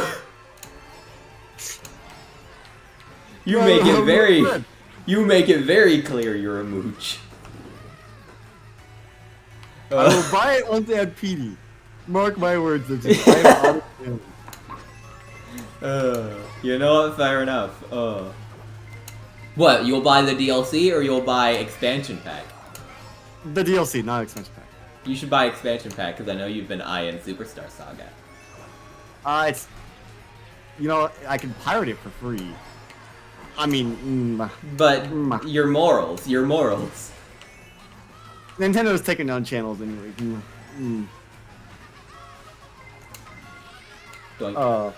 I mean, how do I put it? It's not like I have to stream it. You know, it's not like the Mario RPGs do super well on the channel. Like if I go look at like a live, how did Welded Partners in Time do? 85 views. Didn't even crack 100. Cringe. Hey, I've never said that I'm not a mooch. I've never said that. I've never said I am not a mooch. I am 100% a mooch. But I can still make fun of Hack for it. Easy. Anyways, what were we talking about before then? Something, I don't know. Let's just move on to another topic then. Let's see. I don't think this was ever like a super clear answer from you. Where do you think the gaming industry would be without Mario right now? Where do you think it would be? It would catch up eventually. I think technologically we'd be at the same place, but like, I don't know. Like, no, I think we'd be a few years behind. Not technologically, but like game idea-wise. Well, I think we would have caught up. I wonder, would the whole ordeal with Sony still have happened, and would the PlayStation still be a thing? That's a very good question. Ooh, ignore my dog barking. Bongo, you're fine. But yeah, would the PlayStation even be a thing? Well, Nintendo did have Mario beforehand. There was the Mario Bros. And Donkey Kong. So it wasn't a new character. Mario would still exist. Let's say Donkey Kong never happened. Let's say Donkey Kong never happened and Mario Donkey Kong never happened. Let's say Donkey Kong never happened and Mario was never created as a character. Now that's a different question. We'll say the NES and we'll say the NES still came. The Famicom still happened. But Mario and Donkey Kong never existed. What was the launch titles on the NES again? Super Mario Bros. Super Mario Bros. Let's see. Some weird game, some super weird game that required Rob. I don't think Duck Hunt was a thing yet. I don't think Duck Hunt was a launch title. So yeah, the NES didn't have like a lot of heavy hitters right off the bat. The only heavy hitter it had was Mario, I believe. Keep in mind, it was better than the Atari by a landslide. But the only reason, bad. Again, the only reason it really, the only reason it really succeeded was because of Mario, and it was marketed more as a toy than, like, a game console. Oh, the toy thing was because of Rob. Mario didn't have anything to do with the toy. And actually, they actually did not want to do a toy. It was marketed as a toy in Japan. In America, they did not want to be seen as a toy. Are you sure? America, the whole reason it's black and white, not red and white in America, is because they wanted it to look modern and slick, like a VCR, which was modern back then. Because they had a lot of toy-like accessories for it, like Rob, the gun. The gun was for Americans. Really? I thought that was, like, everywhere. Okay. Oh. Duck Hunt? Well, no, it was packed in, it was the appeal to Americans. Huh. How do I say it? Guns are not as popular in Japan to give a child. Yeah, I would. You want it to look like a toy? I swear to God, the whole black and white thing was because of the VCR. It was entertainment system, not family computer. It was the Nintendo entertainment system. Like a TV is a televised entertainment system. So yeah, where would we be right now if Donkey Kong and Mario had never happened? Would the PlayStation even be a thing anymore? No, I don't think so. I don't think we would have had PlayStation. I don't think we would have had. I don't think we would have had any of that. I think the only reason, because for those uninformed, the only reason the PlayStation happened was because Nintendo turned down a deal from Sony to do a disk drive expansion for the SNES. That's the only reason the PlayStation existed. So, my personal take is that no PlayStation, but we wouldn't have the PlayStation because we wouldn't have the, we wouldn't have even had Sega. We would still be in the Atari. You think Sega would? Oh, I didn't even think about Sega. Sonic is directly inspired by Mario. That's 100% true. You are 100% right. Wow. It's a 2D platformer. Keep in mind, Mario was the one that popularized 2D platformers. Second off, Sega, several of the things in Sonic are based on Mario. You know, Eggman looks like that because he's supposed to be like a little tick at Mario. Wow. Bad guy's a red guy? Wow. I didn't think of... I've never thought about that. He doesn't have like the buttons. He's visually supposed to be a little knock at Mario. Wow. I never thought about that. It's just like how Wario's made to enhance Mario's features. Eggman was supposed to be the reason Eggman's so fat is because it's supposed to be a joke. Because Mario is already a little plumpy. Like it's exactly like that. He's chunky. Gyromite. That was the one that required Rob. There we go. That was the one I was thinking of. Thank you, Rabbit Dude. But yeah, there's 0% chance Sonic would have existed. Sonic was the only reason Sega existed, because the Sega Genesis had a garbage lineup. Oh my god, the Sega Genesis was so bad. I wonder what the first 3D platformer would have been. I feel like it's pretty clear. It's pretty clear that obviously that Mario was like the first step for 3D platformers, really, like the first big one. Like I think Bubsy came out first. I think there were several ones before, but Mario was the first one with like the 3D camera. All the other ones were basically like how you would say like 2D games in 3D. Yeah. Like how we call like 3D World and 3D Land, 2D games in 3D. Like 100%, 100% we would get to 3D games at some point, but like how far behind would we really be?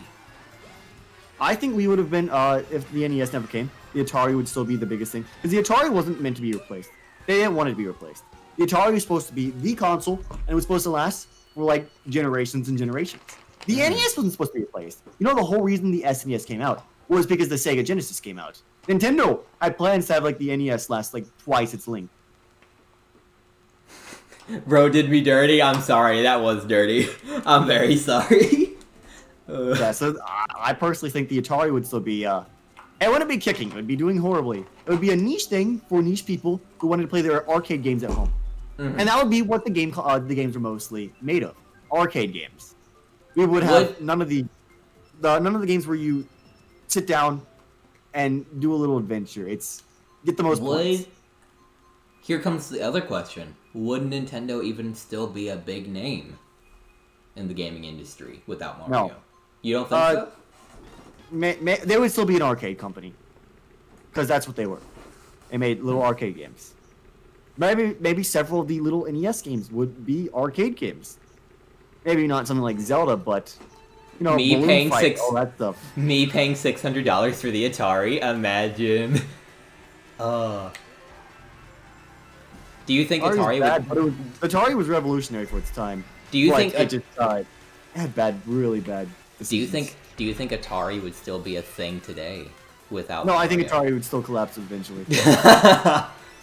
Atari made really bad decisions. If they were stupid, they'd still be stupid. Nintendo's not why Atari died. Atari killed itself. I just think the Atari would have lasted longer than... It wouldn't have gone to obscurity so fast. So, what companies do you think would be in the home console business without Mario? I think Microsoft would still eventually find their footing in the home console business. I think the Xbox 100% would still happen. They were just because they were like, oh, we have money. Let's just put our money on that. I think Sega's dying. There's a slot open. Why not take it? In fact, Sega and Microsoft worked together on the beginning of the Xbox. Several of the Sega Dreamcast games went straight to the Xbox. The original Xbox. No, there was talks about the Dreamcast, about the Xbox being backwards compatible with Dreamcast games. Which so Sega and that's weird. Together. That's first of all, that's weird. That's crossbreeding.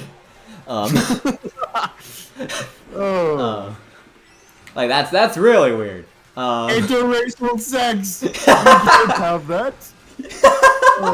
Can't have little halflings out there. Oh my god. Yeah, my Microsoft Sega Dreambox. It plays Sonic and Halo. I love jumping on the Eggman. And, I stole that joke from Scott the Wise. I'm sorry, Scott. I had to. It's a good joke. Oh, it's such a good joke. But Genesis Nintendo to realize their sales. Well, no, it's just like the Switch right now, where they don't want to replace the thing. They want people to just buy more games, and that's what they would have done. And games were significantly cheaper to develop for the NES than they are for the SNES. Yeah. Ow. But yeah, I 100% think Microsoft would still be... They would still exist just a few years behind, yeah. Nintendo's not the only one that innovated the industry. Nintendo fans give Nintendo too much credit. I think there were a lot of other people. There were other 3D platformers. Mario was not the first 3D platformer, by the way. I mean, 2D platformer. Yeah. It was the first popular one. But Nintendo is given a lot of credit where not all the credit is done. Very true, yeah. So, it's very easy to say that, oh, Nintendo did all this, but I think Nintendo spurred it, but I think a lot of the innovation was already there. I went to Twitter. I don't post on Twitter. Yeah, I think they brought it about earlier than it would have come otherwise, but I think we'd eventually come to the same output in terms of platformers. I don't know about 3D. I don't think 3D platformers or adventure games would have turned out the same. That's Zelda very true. Ocarina of Time was the foundation for a lot of 3D adventure games, like Dark Souls and Elden Ring and stuff. They're extremely based off of Ocarina of Time. I mean, not extremely, but the whole genre is. The whole targeting, using the little targeting thing That's from Ocarina of Time. Would Ocarina of Time still even be a thing without Mario? I'm still saying Zelda probably If Nintendo did not have to do home consoles, I'd say their NES didn't do well, and they maybe were doing a mix of console and arcade. I don't think Zelda would have existed. And without Zelda 1, we wouldn't have Ocarina of Time, because Ocarina of Time was supposed to be the true Zelda 1. Mm-hmm. Because, like, Zelda 1 wanted the time travel, and they just No, I still 100% say that the true Zelda 1 is A Link to the Past. I would still say that. Because I mean, if you look at the Zelda things, they wanted the time travel mechanic. They just couldn't get it because of hardware limitations. Yeah. Then Ocarina of Time, finally, they were no longer limited by hardware. They could have another time on one hardware. It's kind of the same thing with a link to the Past, where they have two separate worlds you can explore. There's I can't really say. Oh, but Ocarina of Time is two different worlds. No, it's just the time travel. And Link to the Past, yes, it's the same world but reskinned. But they're both victims of the. You can make the same argument about either of them. Yeah, I 100% think that. I'm just saying the time travel because time travel is what they wanted. Even if the main thing is that Link is a link between two things. That's the whole purpose of this thing. That's why almost all Zelda have Link traveling between two worlds at some point. There's a few exceptions, the weird ones. I mean, it's called A Link to the Past, so isn't it that the Dark Realm is the future of Hyrule with Ganon or whatever, with Aghanim or whatever? That's not at all what it is. It's been a bit since I've played Link to the Past. So the Dark World is the Sacred Realm. Okay. But when someone evil goes in the Sacred Realm, it matches their heart.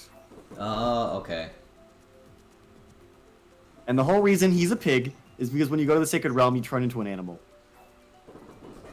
So Ganon turns into a pig. Huh. Then Ocarina of Time retconned that. I don't know if it's retconned. I think each Ganon is a different person, right? I don't think so. I don't think so. I disagree with that. Well, he's reborn every 100 years. I think he's different. I don't think each Ganon starts off with the same abilities. The only time that it's ever referenced that it's a different Ganondorf than the Ganondorf that was given to us in Ocarina was in Four Swords Adventures, where it's clearly stated that it's a reincarnation of him after he died. Ganondorf was confirmed to be he was the king of thieves from the desert, right? And he was just a really bad bandit. Yeah. And then he got his hands on the greatest treasure known to man, the Triforce. Well, he went to the Sacred Realm to do that, to get his hands on the greatest thing.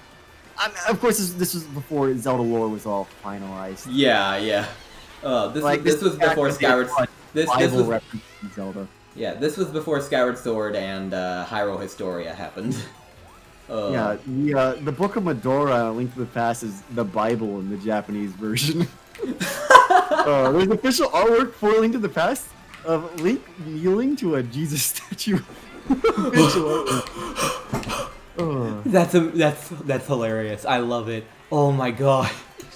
So it was a weird time for Zelda lore. Oh my gosh, very cool podcast stream. I know. I mean, I've kind of talked about doing like a podcast sort of thing, where like with Nintendo Talk, where that happened like a while back with me and Awesome John Boy talking about expansion pack, where we kind of talked about the possibility of it becoming a bigger thing if we wanted it to, but it just never kind of went anywhere. Which who knows? Maybe that'll happen. Me and Hack are nerds about that. So like maybe we'll switch between hosts every now and again. I think that'd be neat. We'll see. Yeah, but Link to the Past is very weird about its lore.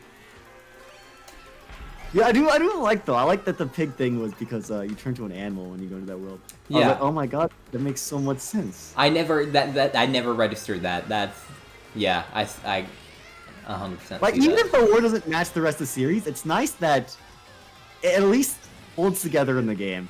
And once you see that, you have more respect for the game itself.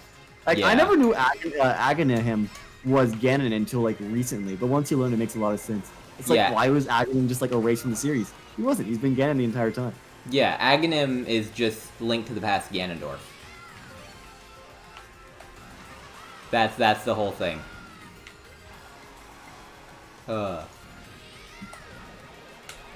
Anyway, back to like Mario not existing. Yeah, I don't think Sony would exist nowadays. I think Xbox would. Trying to think of what big competitors would actually what the big console wars would be. I don't think it really matters. Do you really think It's hypothetical what ifs, and you could say literally anything, and it could be valid. Yeah, that's very true. Like, I don't want to go on this topic for like an hour because it personally doesn't matter. It's like saying, I think it's what a fun if topic. won World War II? I mean, I don't know. I don't it's care. A fun topic. I think it's a fun topic to talk about. But I feel like once you get too deep into the topic, it just becomes like, what would happen 10 years later? What would happen 20 years later? It's just like you can probably say the direct actions, but like, I don't know, after that, it just starts becoming like fan fiction-y, right? Like, yeah, we're like even in our world, we're not even like 50 years in the game industry. Like that's insane to think about when you think about it. That's crazy. Like, we're not even 50 years and we already have like games with ray tracing in them. Can you imagine? Like, that's like when you start to think about that, that's crazy, don't you think? No, I don't find ray tracing that crazy. I think it's kind of crazy. I think I really don't. The more you look at it, but you know the programming side of it. It's just like, okay, just the thing of we need stronger computers. It's not like, oh wow, ray tracing is hacker stream as well. Probably not. I have homework. Venom kind of wrapped me up into this. What was I saying? When you know how it works, it's not that like impressive. It's just kind of like it's hardware intensive. Yeah, that's fair. What you call it? Ray tracing is because it sends a ray from the light source. It bounces off the object, and then it hits another object. It is just basically simulating real life light, and so it looks visually cool because it's like real life light. It just sending a bunch of rays off. You know what a ray is, right? Yeah. Geometry, yeah. No! Kind of cringe. All of programming is just geometry and physics, but whatever. Yeah. People were like, "Oh, I'll never need math again." Also, I want to be a game designer. Advanced calculus. Let me introduce myself. I want to work on Mario Odyssey. What do you mean? I need to use advanced calculus in order to predict Mario's jumping. But what do you mean Mario jumps at a advanced parabolic state? What do you mean the speed applies to everything else? Wait, what do you mean he doesn't jump at a constant velocity? What? Wait, what do you mean gravity isn't at a constant speed? What do you mean gravity is accelerate? Oh boy.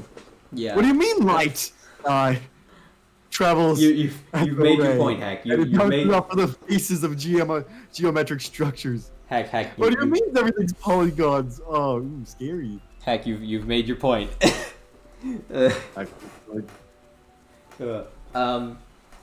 But like, I think that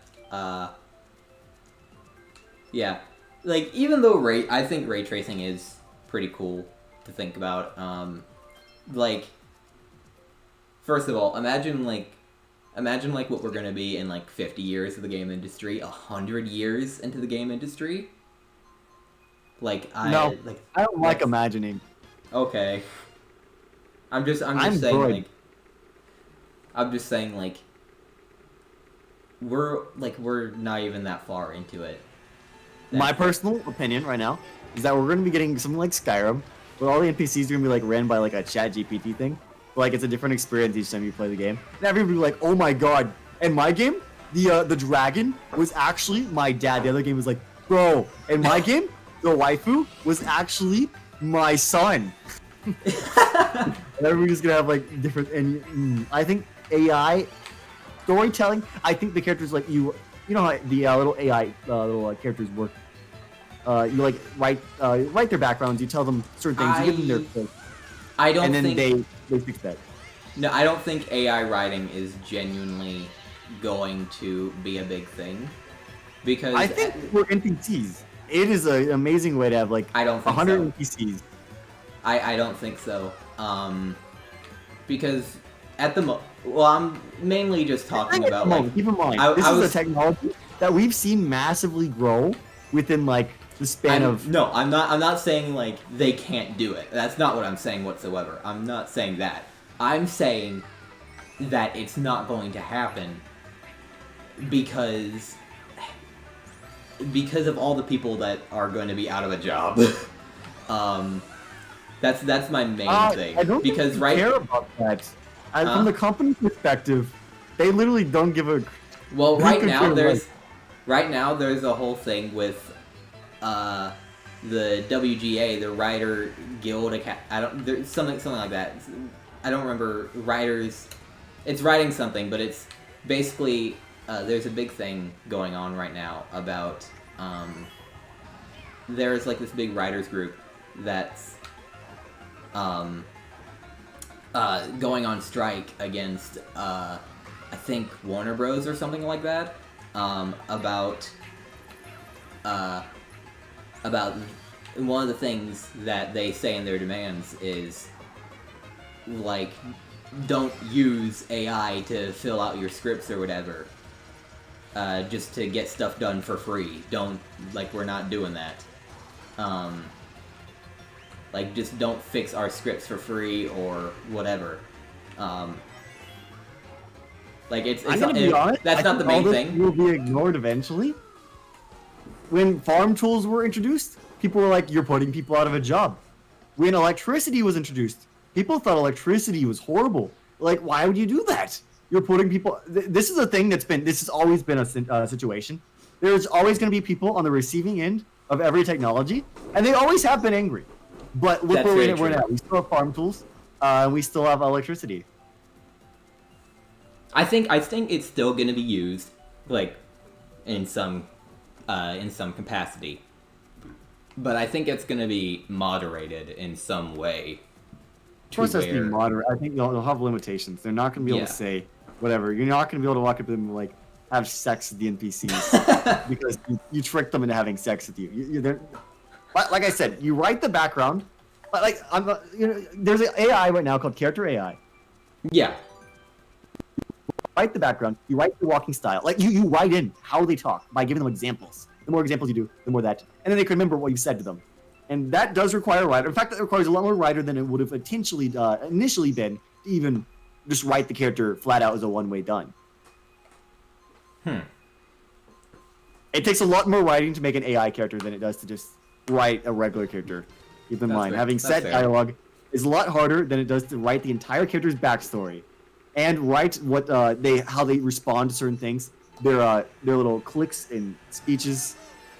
Keep in mind, it's not easy said and done. Yes, you can create infinite content from that, but I'm saying like NPCs in like a story, or hell, even if it's a full game, that's a lot of writing for a full game. Yeah. And the human side does show up. Because the whole way you write that is important. And of course, they can have little guides to help make sure the NPCs stay on track. There's a lot of programming is there's a lot you can do with it.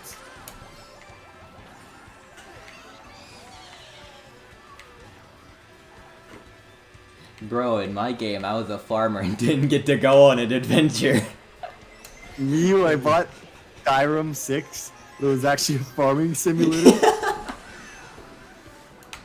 Like it's crazy to think that actually could be a possibility. Like the whole, like every copy of Mario 64 is personalized. Like it's kind of weird to think that could become a reality. Like it very well can be, and it's not a bad thing. Yeah. I think if right now 3D modeling AI a little bit out of reach. So I don't know when that'll be feasible. But the writing part can be done with enough legwork. No hack stream, I have homework. Venom cucked me out of a stream. Yeah, I know, I'm terrible. Yes, he says so. I have spoken. But yeah. I don't know. I think we'll... To be honest, all the writing boycotts, you know what sometimes they do after all these boycotts? They fire them all. Obviously, I don't think they're gonna do that right now, but I don't think these boycotts always go as well as intended. Because there's plenty of people out there that are willing to write, knowing the consequences. It wasn't the main focus of it. It's not the main focus of the strike. The main I don't personally follow the film. And the main focus of the strike was that was the whole thing that like writers aren't getting paid enough for shows or movies that are going straight to streaming. That's the whole thing. Because like with cable, like there's ads that play on it, so they make money from that. But with streaming, it's like a one-time pay thing. And so they're kind of wanting companies to make the numbers public. That way it's kind of known how much people are watching stuff like that. Watching their stuff for like how many. And that's one of the whole things about like Netflix and whatever. Like Netflix doesn't like that. Netflix would not like that whatsoever. Because they like to give out super biased statistics. Like, the first 5 minutes. The first 5 minutes of Stranger Things. This season of Stranger Things is the most viewed 5 minutes on our platform. And I'm like, but you're not giving us numbers. Give us numbers. What happened to the people after those 5 minutes? Did they stop watching? Imagine you give like YouTube analytics level of detail. Yeah. Like, they need to actually be, like, they're wanting people, these companies to be actually transparent with with the amount of people watching each episode. And I think that's 100% fair. I think that's fair. Apparently they're being greedy. Big companies should be allowed to keep all the money.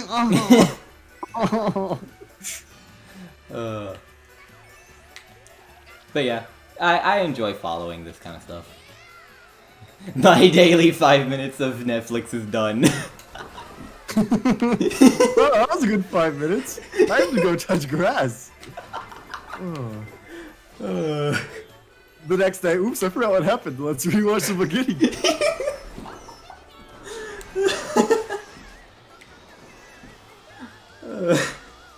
Okay, that was good.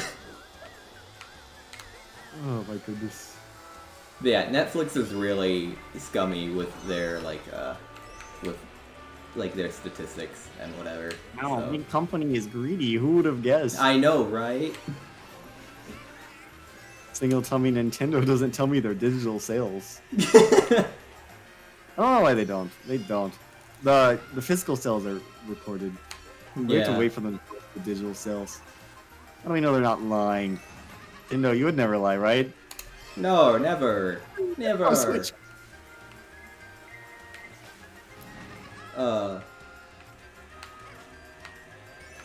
Did you hear that?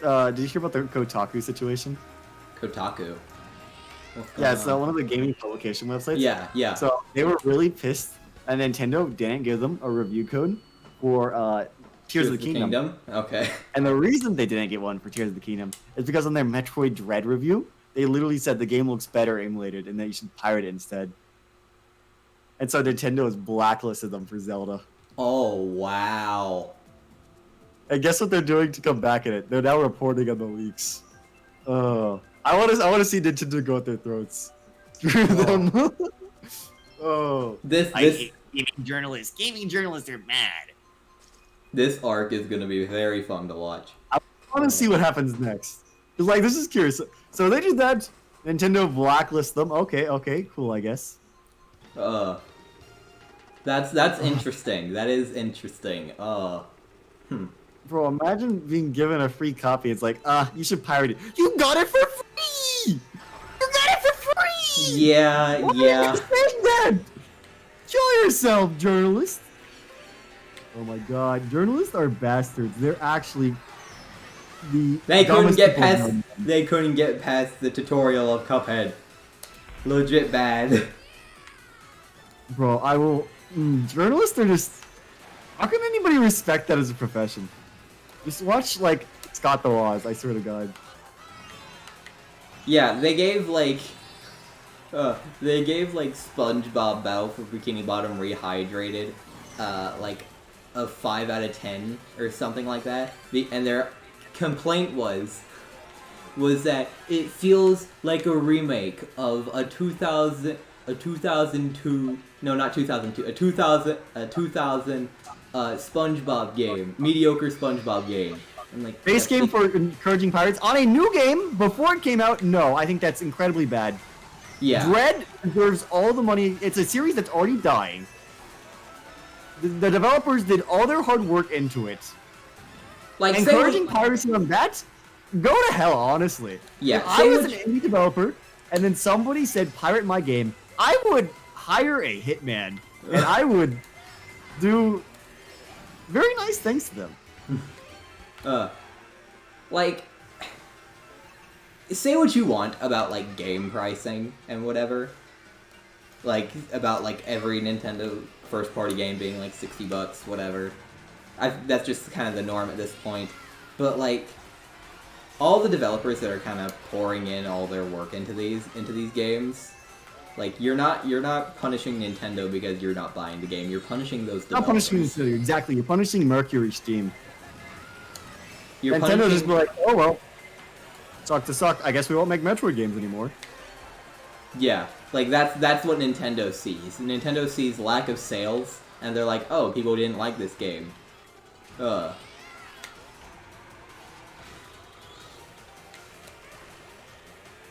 Yeah. Yeah, I don't get how people pirate. Like, if I was a developer, I would be extremely pissed off. I wouldn't. I mean, I've seen indie developers get really upset about pirating as well. Like, pirating is just. Look, if it's an old game, look, those people aren't making money. I get that. Yeah. I get that. Yeah. If you pirate new games, you are actually genuinely a bad person, in my opinion. 100% agree with that. It's the truth. I mean, it's genuinely the true story. If you think you are privileged to a certain point, and it's like, wow, I don't have to pay games money. Why would I do that? I could get it for free. It's like, okay, but like, why do you think you, out of all the people, are the one that gets it free? I'm not saying they just look at sales. I don't think they look at just sales. Also, but sales. Pizza Tower now, yeah. I mean, why would you do that? It's an indie developer. They spent 5 years grinding that. They deserve the money. By the way, that hurts. Oh, that hurts. Like, they don't just look at sales. No, they do look at, like, the ratings and whatever for the game. But, like, sales still play in,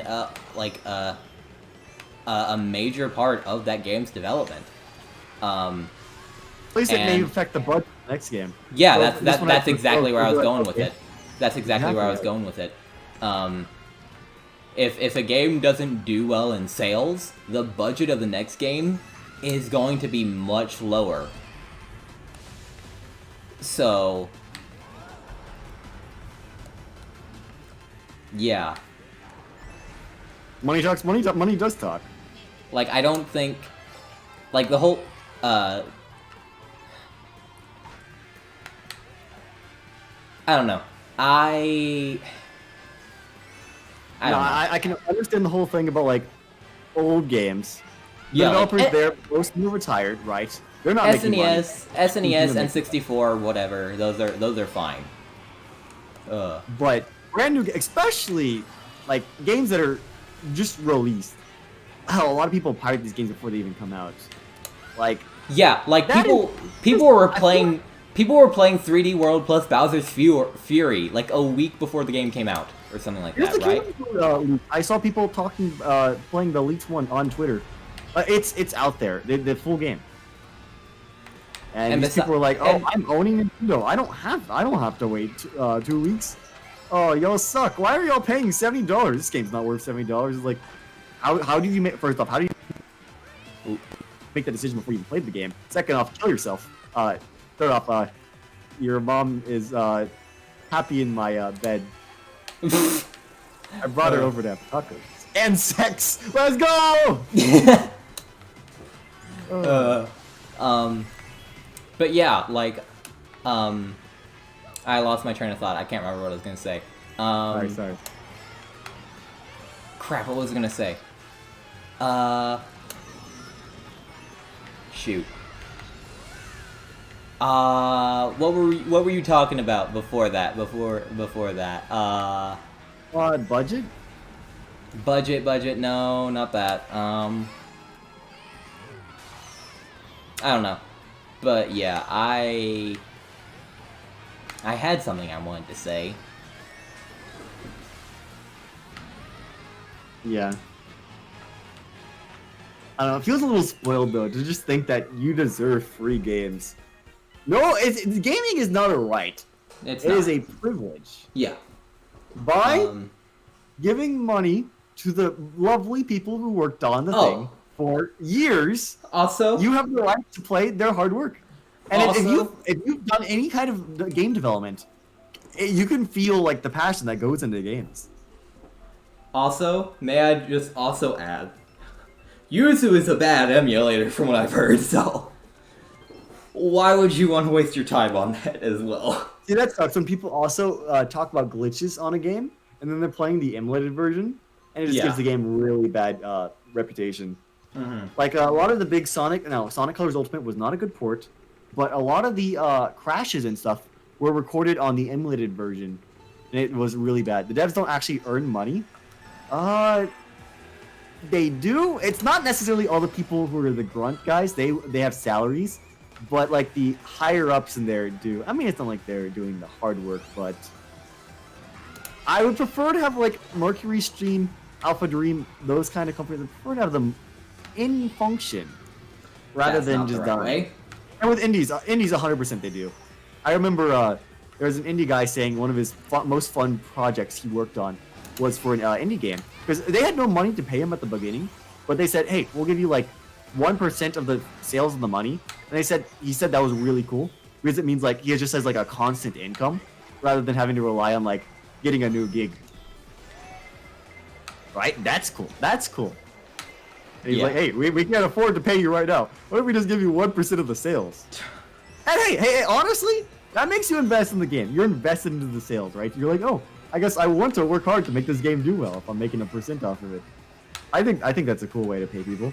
Now, obviously, cutting that up is a little tricky, but you know, I think that's a decently fun way to pay people.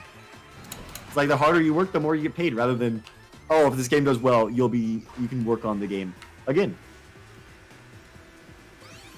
I do think there's a lot to hierarchy is a big problem with things. I think we overvalue the higher up. No, that's not it. The higher ups overvalue themselves. Mm-hmm. That's the right word. Not we overvalue the higher ups. The higher ups overvalue themselves. That's a big problem in companies. It's not a game industry thing. It's a company thing. Bro, Venom hasn't said anything. Did you just skip Mario Kart? What? No. No, I just don't have anything to add. Yeah. Oh. But yeah, I 100% agree. Like, it's like, okay, you know, the higher ups, they do work long hours. Often the CEO works like nearly, on average, it's like 1.5 times more hours than the average employee. And you know, that makes sense. They should get paid more, but should they get paid 100 times more? How about that? I don't know about that. You're overvaluing yourself. You work more hours. Sure, you are working hard, buddy. Yeah, you should be rewarded. 100 times more than the average guy? I don't know about that. Like, kind of smelly. A little greedy, you know? Go take a shower, buddy.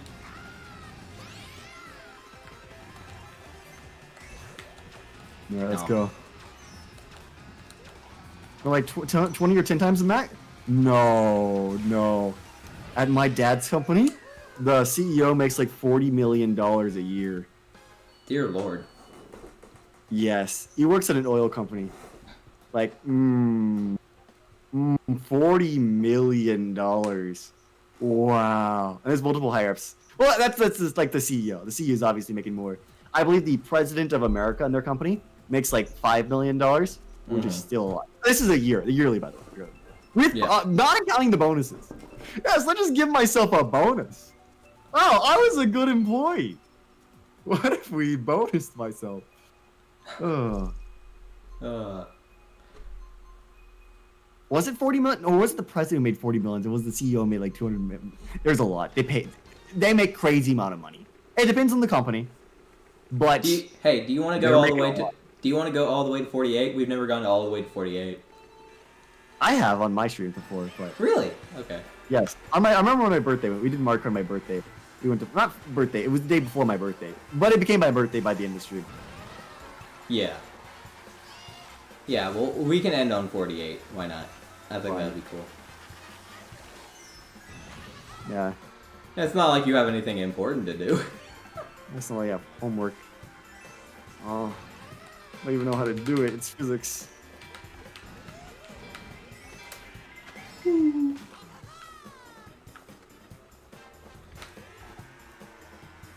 Silence. My favorite. So, Hack, what did you have for breakfast today? I didn't eat breakfast. I starved. Ah, cool. Me too. I don't eat breakfast. I sometimes eat breakfast. Sometimes most, I'm like, no, it's cheaper to starve. It's so true, honestly. True, exactly. Sometimes. Well, it's also that I don't like eating right after I wake up. Honestly, it makes me feel gross. Well, that's not all. It makes you feel good. Like, how much homework do you have? I have 2 physics assignments. They're not long, but one of them's hard because it's all computations. The other one's easy because it's all multiple choice and fill in the blank. But like, the computations, it's all doing magnetic flux, you know, like cringe stuff. But Venom doesn't even know what the word flux means. You're right, I don't. What unit does magnetic flux use? Your mom. Let's go. Leverage. You know what unit magnetic fields are is measured in? Your mom. I don't even know. I don't even know, man. It's like Tesla's cringe. It's Elon Musk. I swear to God, I don't know. I couldn't tell you. So I have a topic we can talk about. So Miyamoto has said to keep an eye on future directs for a new Mario game to be happening soon. There's a Mario game coming out in 2 years. Now, is there a Mario game coming eventually? I sure God hope so. Assuming a Mario game and a Zelda game have similar development cycles, I would imagine some. I think it's very possible that the next direct we will see a new Mario game. Now, do you think it'll be 2D or 3D?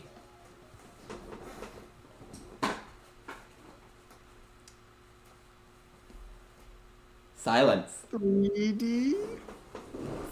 Yeah, the hesitation? Are you scared? I want a 3D. A 2D would be easier to produce. Yeah. But assuming 3D Mario has a similar cycle to 3D Zelda, we should have an Odyssey 2 or something of that like. NES Mario Bros. HD remake. New Super Mario Bros. Style both. I think they'll do both.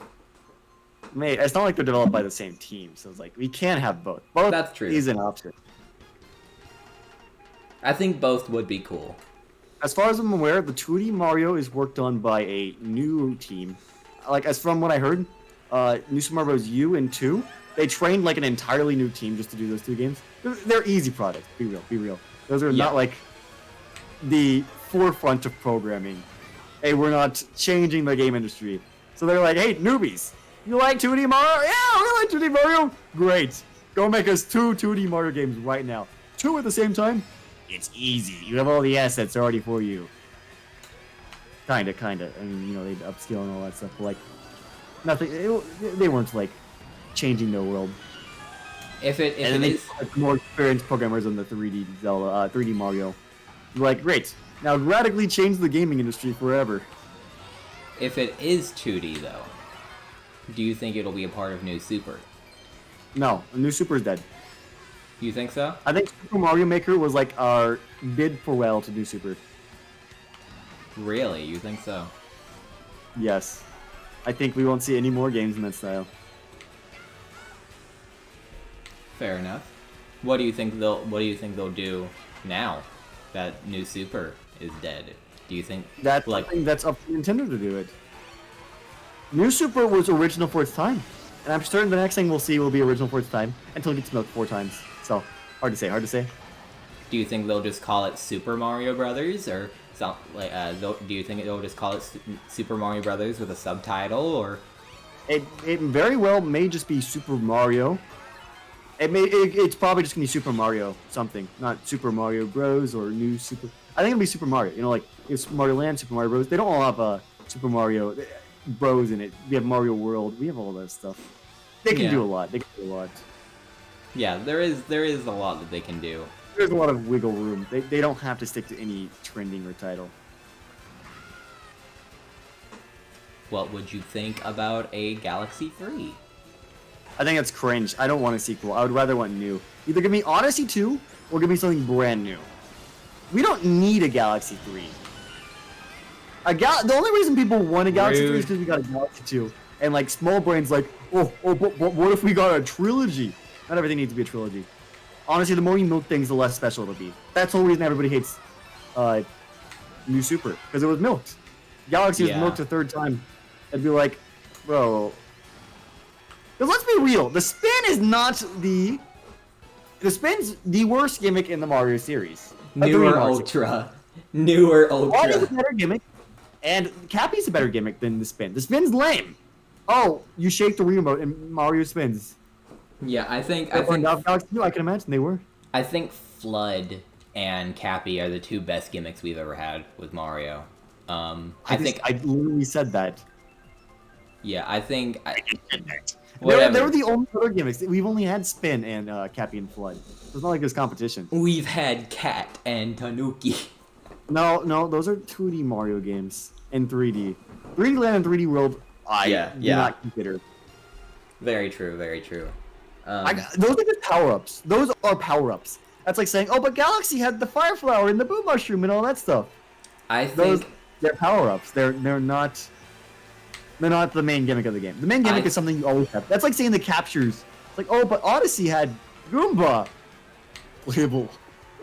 I think a Sunshine 2 with the amount of polish of Galaxy or Odyssey or whatever would genuinely be amazing. We're not gonna get that. No. It's not gonna happen. I wasn't saying it's gonna happen. I wasn't saying it was gonna happen. But I think that would genuinely be insane. I would love that. Like a sequel that kind of addresses all of Sunshine's flaws, because it's not a flawless game. I prefer the style of gameplay Sunshine goes for, but I will not say it's a flawless game. I think the style of gameplay. What do you mean? Isn't it the same style as like Odyssey? Dump to the map, collect stuff. I was kind of comparing more to Galaxy. Sorry, I didn't make that clear. I was comparing more to Galaxy. Well, Galaxy, they haven't gone Galaxy approach in a long time, so I don't know if that's really fair.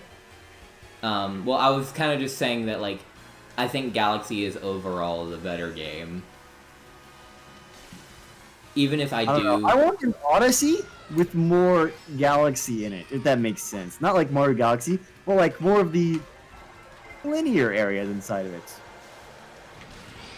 Yeah, I genuinely like.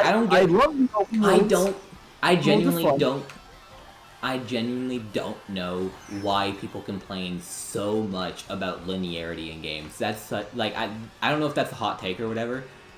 Linearity is not necessarily a bad thing. People complain about Skyward Sword being way too linear. It is. But that game, but it's genuinely a fun game. I don't care what people say, it's genuinely a fun game. How about an Odyssey 2? I think an Odyssey 2 is probably what it's gonna be. Anyway, my take on that is that linearity has to be used in a special way. Galaxy is not linear. The game itself is not. Galaxy 2 is linear. Galaxy 2 is not linear. You can the Galaxy 1, you can take in any approach you want. Galaxy 2 is linear though. Galaxy 2 is a lot more linear. But Galaxy 1, after the terrace, you can basically go in the galaxies in any order you want. You don't have to go to the first star, always. Sometimes you do. But sometimes you can go out of order. Some of the worlds are little semi-open worlds, like Beach Bowl and Sea Slide. They're big. Yeah, that's... Little... I genuinely love... That's the perfect one. You're not always going to be taking the same route every time. You can take a different route if you want to. I've genuinely been wanting to go back and replay Galaxy, but with the Galaxy Randomizer mod, just because of like how replayable that could be, honestly. Like that's... I think comments. I wish comments didn't count as a star. I would rather have 120 unique stars. But I like the idea of comments. Like I've said, I think it'd be cool if we get like an entire Mario game that's like a Super Luigi U style, and whether they want to do that like where each thing's a comment, or if the levels are just genuinely harder, I don't know. Or maybe be like Hat in Time and do like the whole Daredevil mode, anyways. But make it more of a self-inflicted challenge, like Hat in Time. Make it a self-inflicted challenge. I think that was a really curious way of making harder content in a game that has both linear and open world levels. Yeah. And they found a way to add harder content to that. I think that was very, very. And I absolutely love Death Wish as well because of that. I think Death Wish. I said something similar. Oh, okay. That's what I was saying. Oh, okay. That's what I was describing. I thought you were talking about the one-hit hero badge. No. I was not talking about self-inflicted challenges. I want reward. I want to go through the hard stuff, and they get something that says, "I'm the bomb." I want the little 14-year-olds to be like, "I'm so good at the game." I want to say, "Suck my Louie." You're bad. But yeah, let me see here. What's chat saying? Odyssey 2 would be lame. I want to see new ideas. See, I see both sides of the argument. I want an Odyssey 2, but I also don't want an Odyssey 2. See, if we got an Odyssey 2, it would be better than Odyssey in every way. Yes, they would have a game to build the base off of. And I think there's proof from that. I think there's so much more they can do with the capture gimmick. I think there's so many other creatures and even new creatures that they can create for the capture gimmick. I think some of the best captures in Odyssey are the unique enemies for Odyssey. Like the Uproot and the Uproot, absolutely amazing. The Tropical Wiggler, honestly, I love the Tropical Wiggler. Genuinely such a cool iteration of the enemy. The snowball dudes, whatever they're called, the Yetis, where you just bounce around. They're chaotic fun. I love them. Seals. They're not Yetis. What? Huh? They're seals. Seals, whatever. I'm tired. They're Yetis. I'm sorry. I don't remember what their names are. I don't know what they're called. I think they're called Shavirians. Shavirians. Oh, you're possessing a human. But yeah, like, I think some of the best captures in the game are the characters that are designed for the game. Like they have the gimmicks thought out first before they have the enemy. They don't think, okay, they don't come up with a gimmick and They don't know. They don't look at an enemy and think, okay, what gimmick would go with this? They figure out the gimmick first, and then they make the creature around that. I think that's a way to develop. That's kind of what Xenoblade did. Xenoblade wrote the story before they even started programming the game. And the game was Xenoblade 1 was supposed to be a turn-based RPG, but they didn't realize how they could get one of the game gimmicks to work in turn-based, and so they just made the game real-time. Yeah. And it just kind of stuck. Like I kind of like that. I like when the developers they know what they want, instead of just adding on to what they can do. Don't make your programming be the boundary. Try to break out and figure out the workarounds. Say, if I want this gimmick, let's make a design for that gimmick rather than making a gimmick for design. I 100% agree with that. That is such a really way to look at it. Basically, what I've seen, there was an indie developer who said it. Said if the game is not fun to play when the enemies are all boxes, it won't be fun when the enemies are characters. Very true. Very true. The gimmick still was fun when, like, if the uproots were squares and they made little square noises, the tropical wigglers were just rectangles. It wouldn't be fun when they're little characters. Very true, yeah. I think that's a very, very good way to look at it. Like, sure, it's cool. The design adds a lot into it. But from a gameplay perspective, gameplay should be fun either way. Yeah.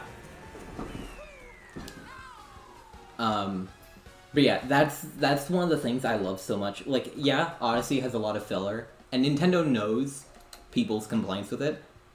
So I think they would fix those issues with it before, if they do an Odyssey 2. I think they would 100% do less filler. I like the filler. Huh? I like the filler. Dude, that star on the moon when I sat on the bench next to the guy. Oh. Dude, the bench. Don't take this from me, Venom. There is no bench. Take off your clothes. He's on the bench, and the guy's like, "Wow, nobody sits next to me." And nobody will. Going out the new Switch. The new Switch is going to come out early next year or into this year, because that's when the Pokemon DLC comes out, and that final Pokemon DLC is the one with the major patch for that. I don't think we're gonna hear anything about it. Assuming the one guy on 4chan's right. If somehow maybe he knew about the Direct, and then he wanted to attach his own little theory to the end. Maybe that's possible. There's been leakers who did have accurate information. They did have actual sources, but then they punched their own little thing onto it, so Nintendo doesn't eat their nuts off. You know what? That's fair. Half of it fake. I mean, half of it's true, and they have like a fake part to it. Nintendo doesn't care as much. Believe it or not, it sounds strange.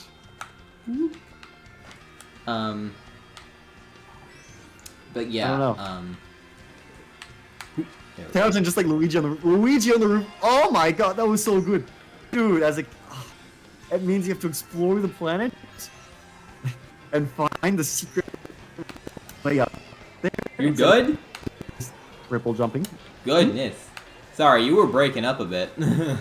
Oh, I'm so sorry, guys. Oh, there he goes again. Boing Venom. Oh, I have good Wi-Fi. I have good Wi-Fi. I will do a speed test right now. Actually, not right now. Goodness. But after this race. Is your computer dying? Oh my god! It's not plugged in, but that's not anything. It's not at low power. But it isn't plugged in. I think Venom's making it up. His Wi-Fi is not as good as he thought. You think it is. HackedCrusade is taking over. But yeah, I see why people want an Odyssey 2, because there's so much more that they can do with the capture gimmick. But I also see why people don't want an Odyssey 2, wanting something new and original. And I don't know which one I would want more, genuinely. Like, yeah, something new would be cool, but I also love Odyssey so much that, I don't know, I want to see what, and I think Odyssey really got cucked out of not having DLC. and I really want to see what they could do more with the gimmick. I'm gonna be honest. No, not every game needs DLC, unless they're. Not every game needs DLC. Games are already expensive. That's true. I don't want to say, oh, there's more they could do. Look, games are like $60. DLC, people don't acknowledge this. Games have been basically $80 or even $90 for like the last generation, and people are coping. They're ignoring it, but because of the price of DLC. See, I don't think games need DLC. Now that they're going to 70 and we're gonna have $20 or $30 DLC, that means it's averaging $100 to just buy a game. And many times the DLC is planned before the game even comes out. Isn't like, oh my goodness, we missed this. It's, oh, what if we do this and charge later? I think it's only an issue if the game itself does not feel complete. Breath of the Wild felt complete. Odyssey felt complete, but I still would have. I would argue the other way. I'm gonna say all DLC is tacked on. It's all stuff that could have been, because every single game has had this kind of stuff in them from like the start. There's always were little secrets and little things, little eccentric, little unlockable, little modes. Like hero mode used to be a built-in thing in Zelda games. Yeah, and I think it's the DLC. Little challenge dungeon. That was a consistent thing in the previous Zelda games. Mm-hmm. Having some sort of little in-game challenge hard dungeon. It hasn't been constant, but it's been a consistent thing in the new games. We had it in Twilight Princess. We had it in Wind Waker. Skyward Sword went the boss rush route, but still, there was that post-game hard dungeon. You know, these were things that have been in Zelda games, and we're ignorant to say, oh, this is a complete package. They're taking stuff that was already in games and reselling it to us. Now, the bicycle stuff, that's obviously new, but, you know, the whole, like, first DLC pack was basically hero mode in that dungeon, which are things we had in past Zelda games. The gameplay was lagging at the same time? Oh yeah, it's Venom's Wi-Fi. Easy dub. Are you sure? Wait, hold on. Is my PC not plugged in? No, my PC is plugged in. What is going on here? Let's see. I don't know, but yeah, you said it may be inflation. See, the thing is, games have been inflating, but they've been inflating naturally as well. Wii games were $50. Now games are $60. And then they'll be $7 with Tears of the Kingdom. So the games have already been inflating. DLC is just another tacked on charge on top of that.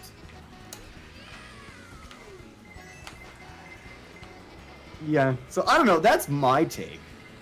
People obviously simp and defend for as many games as they like, but DLC is rarely necessary. I will say there are some times where it's different, like the Xenoblade DLC was an entire separate game. It's 40 hours long to 100% complete. It was beautiful. Different characters, different world, different music, different battles. Updated the mechanics aren't even the same as the main game. Like, I think that's like good DLC. Games used to cost hundreds. That was before they had standards. Now it was before they had standards. They had industry standards around the PlayStation 2 era. That's when they put in the standards. But even then, Game Boy Advance games were $35 each. Now games are double what they were in the Game Boy Advance era. Dark Souls stream went. Venom doesn't like Dark Souls. He's not good at games. I don't want to play a game that's going to make me mad. I don't have the patience for hard games. Yeah, well, cringe. At least PhilCube understands. PhilCube is nice about it. No, y'all are both cringe cowards. Weak. Your kind will be cold from the earth.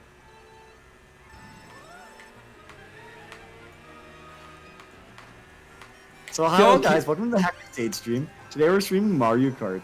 And here I'm having actually good opinions, unlike Venom who's afraid to be challenged. Imagine playing every game on easy mode. I play games on... Usually I play on the hard mode. And they have like 5 difficulties, I play on the second hardest. But if the game has 3 difficulties, I play on the hard mode. I genuinely play on normal mode. That's just what I play on. But... Really weak. I meant you? It's called... Dark Souls doesn't really do super well. But even though if I still have my Dark Souls remastered thing, their budget's also increased. That's because they make more money though. Games sell more than they used to. I mean, NES games sold like crazy wild. But like, Nintendo games are definitely selling more than they were on the Wii U. Oh, making sprite work, that's also true. Oh, but we'll see, Yep.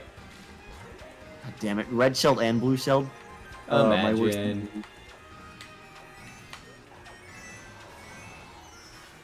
But yeah, I mean, should I really pay twice as much if they're making like 5 times as much?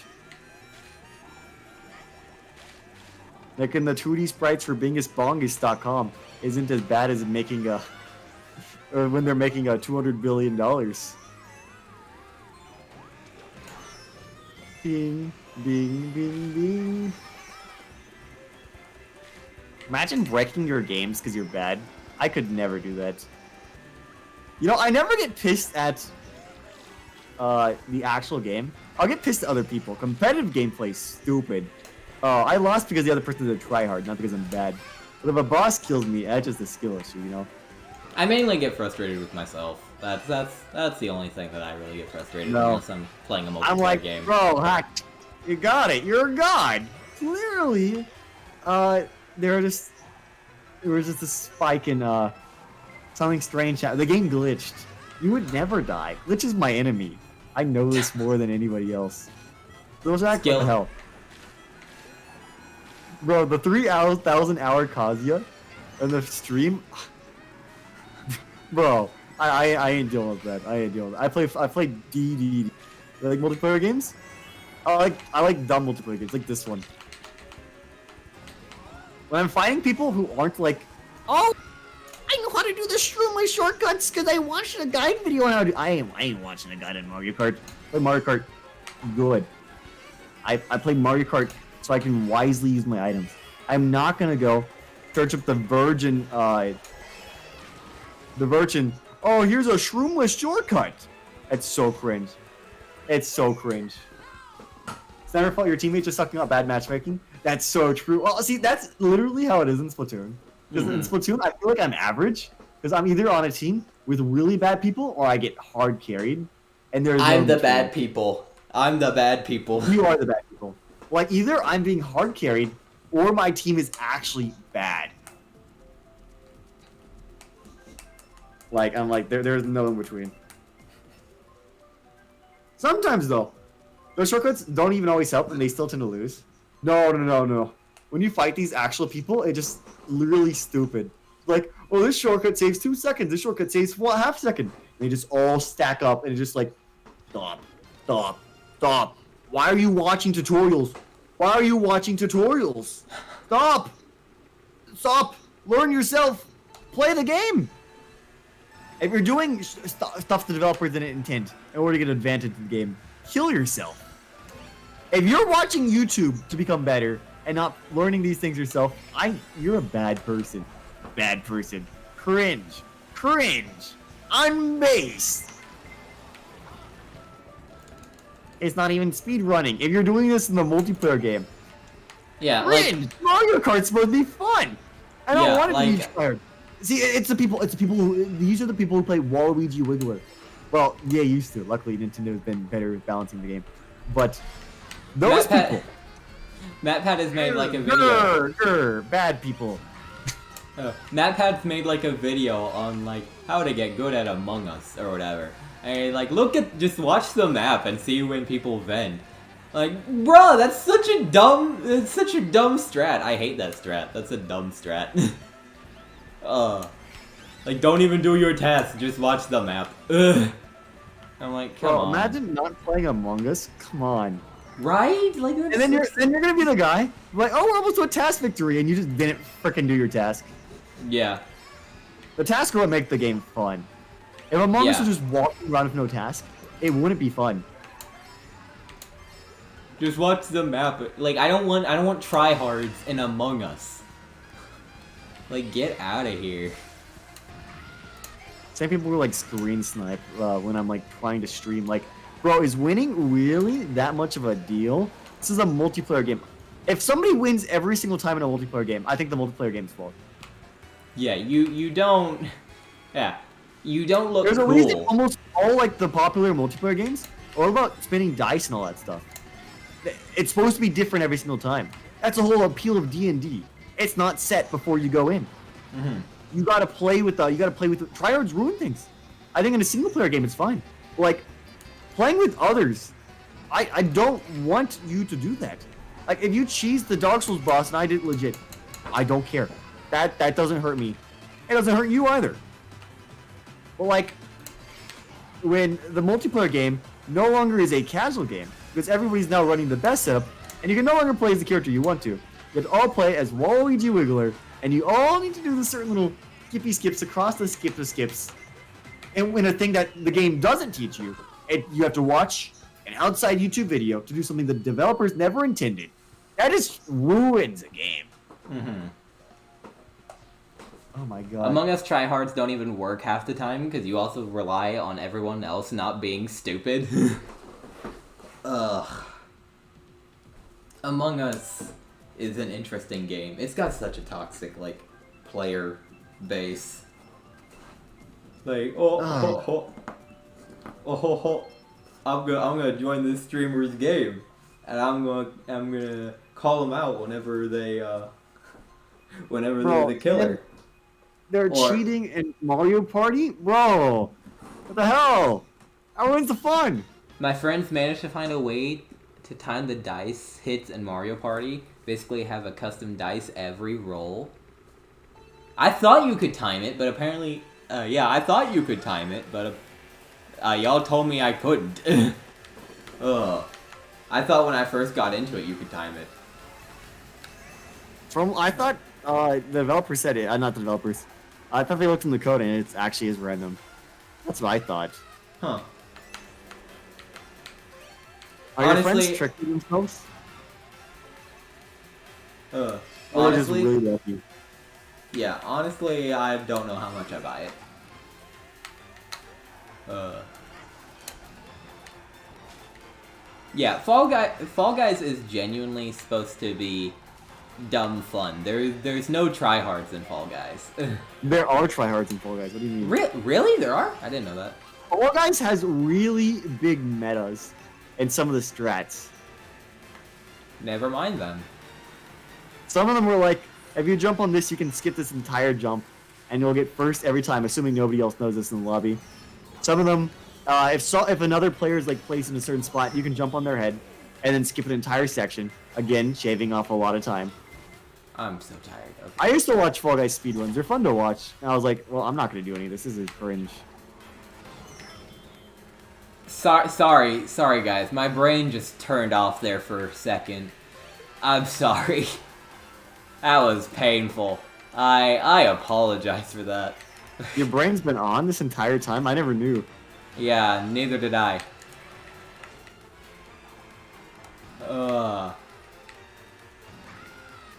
I think Fall Guys at its heart's a fun game. But yeah. All competitive games are flawed. And the fact that you have to play with people.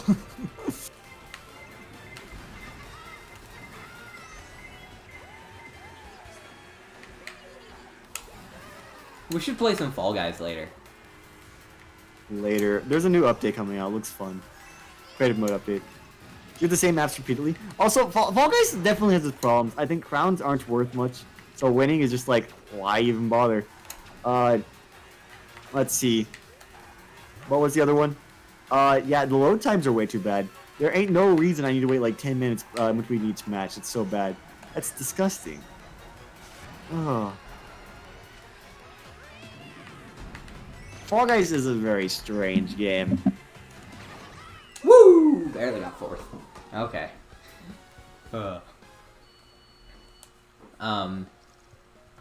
But yeah, I like Fall Guys. Fall Guys is fun, but it is a strange game.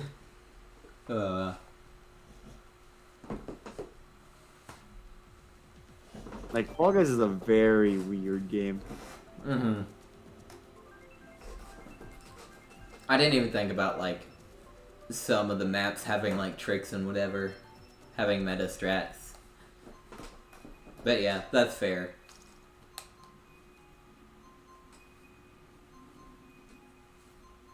I don't think it's really that big of a deal, though.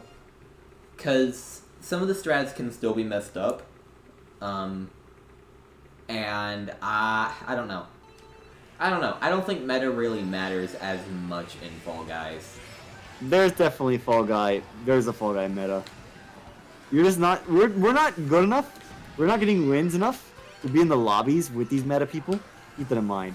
There's matchmaking purpose. Okay. We don't see it because we would have to be doing the meta strategies, or at least maybe not, but be better to be even seeing them. That's fair. That's a fair take. There's people out there that win. There's people that got the little there's an achievement that's like win 5 games in a row. There's people that got that achievement legit in single player. Those are the people that are in these lobbies. Alright. Luckily, that is not us. We got it by cheating. Not cheating, but using one of the little special modes, which we had a 50% chance of winning rather than that. Or some of the other special modes you can win as long as you're good, rather than winning because you were outplayed by your opponent. Like that one with the Yeetus, that was fun as balls. Because you could win consistently because it was based on skill, not based on outplaying your opponent. Did they remove Yeetus? Yeetus was a special timed mode. Oh, that's right, yeah. Yeah. It's been so long since I've played Fall Guys. It's been so long. I don't understand the point of rotating all this content. I mean, I understand it's a multiplayer game. If you had all the content available, Shock dodge, let's go. Behind them, you wouldn't be able to have 60 players in each mode. But, damn, it sucks to have content that's not available. Is it available for, like, private lobbies? I don't know. I would suck if it's not.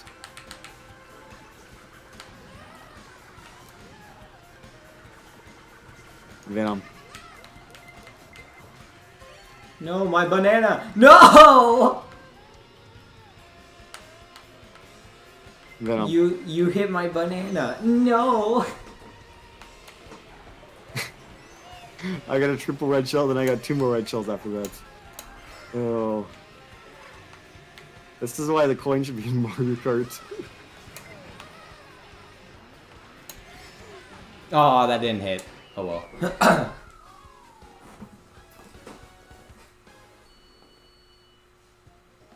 Oh my goodness. Everything's available for private lobbies, but nobody does this. It's because making a Fall Guys lobby is really hard, because you need so many people. It's only for, like, YouTubers, and like, Fall Guys YouTubers.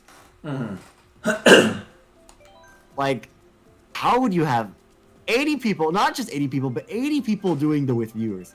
Like, I can hit, like, 17 viewers or something in Mario Kart, but we rarely have a full Mario Kart lobby.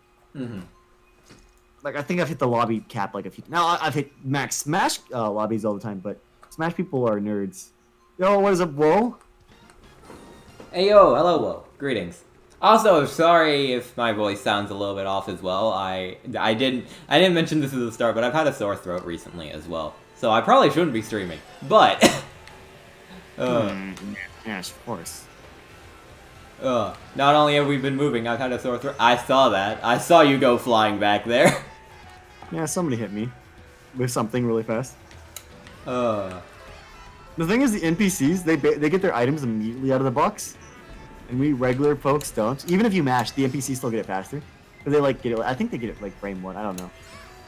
You know what, Heck? Talk about your time ruling over Pear server. How was that? Oh yes, I wanted to talk about that, but now since you brought it up, now's a great time. Yeah. All right. So I know Pineapple and Venom are obviously where Awesome TMC and Rabbit may not. But basically, what happened is that Pear has been moving home. He's going home for college. You know, which happens. You know. And with that, I was like, hey, yo, Pear, server while you're gone, because he was going to be gone all day. He's going from San Antonio back to like home, and it's like near Houston, right? I'm trying to use big cities, so like I don't know what we're talking about. Oh, so it's like a 6-hour-ish drive. Maybe I forget. It's been a long. I haven't been to San Antonio in a while. Long drive, anyways. Long drive. Oh, Texas is really big. It's bigger than probably whatever state. Stinky. Most states. Most states, I'll say. Stinky. Anyways, so yeah, he's gonna be gone all day. I was like, hey, so yo, who's gonna be the server leader while you're gone? And it was like, you. I like it. Great. What are we talking about? Pair server. Pair server. Oh. But yeah, continue. Like, great. Like, yo, honestly, heck, you can change whatever you want while I'm gone. Just don't do anything like too much. Oh, and I'm like, okay, great. Honestly, that's a plan. I have a whole little list of things. I immediately start working on my assets, my plan, my my new regime. Oh boy. For those of you that don't know, Paris server, the new people are called melons. Melons. Yes. So everybody who joins the server starts as a melon, and they're very annoying because a lot of people who just join servers and then leave, they're usually little kids. They're little kids. And they're annoying. Off topic. Off topic. We got 2 of those little kids today. We got 2 underage people. You gotta be 13 to use Discord, and we got like a 9-year-old and a 12-year-old. So and they got banned. Yeah. So there's a bunch of melons, right? And usually we let them in lounge. They can't do anything normally, right? But I was like, okay, well, what if we just locked all the melons in a room? But we gave them what they don't normally have. We gave them image perms and all that cringe stuff. Oh, gosh. Like, go wild, melons. Go wild. Do whatever you want to level up from the cringe melon status. Yeah, and it's like spam or whatever you want to. It won't make you level up faster. Oh my god. Oh, and so that was yeah, and I changed the name of melons on the server. I changed them to bottom class.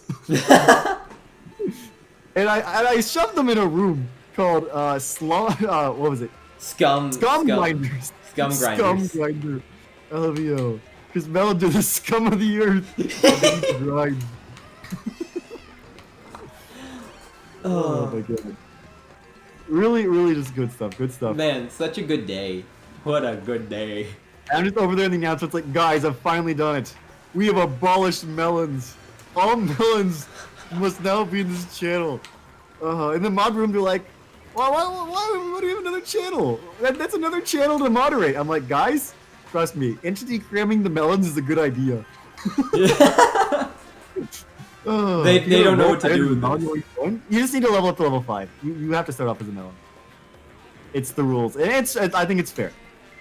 Because, well, it's what everybody has to do. Oh my goodness. I think it's funny. There's a lot of culture that goes with melons. And you're not gonna be bullied with a melon if you're actually a good person. Because I went undercover on an alt account to see how much bullying do melons actually get if they're chill. And I didn't get bullied at all. Nobody knew it was me until I was like level 4. And the bullet was like, wait a minute! You're way too familiar! Like, as a melon, somebody was like, bro, you're the most non-melon melon I've ever met. I'm like, yo, this is bad. They're on to me. Oh. But like, yeah, if you're actually a chill person, you're not going to be bullied as a melon. That's cool. Yeah. It's not as bad as people think. Rare pair community dub, honestly. Used to be a lot of elves. Will was the one that ruined my trolling fun. The funny thing is, he didn't know it was me. There's a group chat with me, Pear, and Willnet, right? He goes in the group chat and he's like, Pear, are you recording another short? And I'm just like, LMAO, Willnet. Is your takeover of the server gonna be a short? I think that would be fun. I collected the assets for it. Cool. Okay. Good. That'd be fun to talk about. It'd be weird. I'm like, I don't exactly know how to start that because like I have to explain like lore. Oh, 48 tracks done. Oh, cool. I remember trolling this one dude in that channel, Venom. You were there and saw it. Was it that one dude you told you were 11? Oh, yes, Pineapple is going off on that guy. Oh, Oh, less toxic now? Yeah, we ban most aggressive people now. yeah. I know our new policy is cringe is equal to ban. So if you are cringe, you get banned. If you do anything weird, we ban you. There was a guy who sent porn to a minor. We banned him. We banned the minor as well. Screw you for asking for Oh, there's no victims in this community. You're all banned. Oh, we're a lot better. We're a lot better about that. When he was new, the reason we had like the bad people in the beginning, that when you're in a small server, it's like, oh, I don't want to get rid of the active people. But once you're in a big server, it's like, kill them. We don't need them. We have 3,000 more members. What's one? What's one member, right? Oh, dear Lord. But That's yeah, illegal. It is illegal. That's why we banned them. yeah. I don't want that. We banned the minor as well. You banned the minor as well, exactly. Oh my gosh. Yeah, that ain't good. That ain't good. They can be replaced. Did you enjoy your time as the dictator of? It's fun though. Everybody changed their name to like HackedCrusade stuff. Like one person changed their name to Hack's hot girlfriend. The people put like Hack's cult member in their name. I was the bane of Hack's daddy follower. I was the bane of Hack's existence.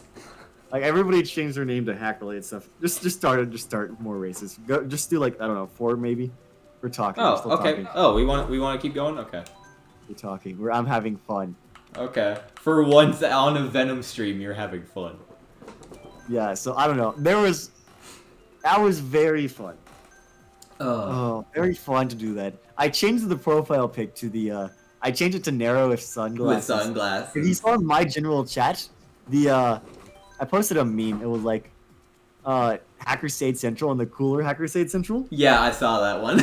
Yeah, that was something one of the other people make. Oh, they're making memes about me.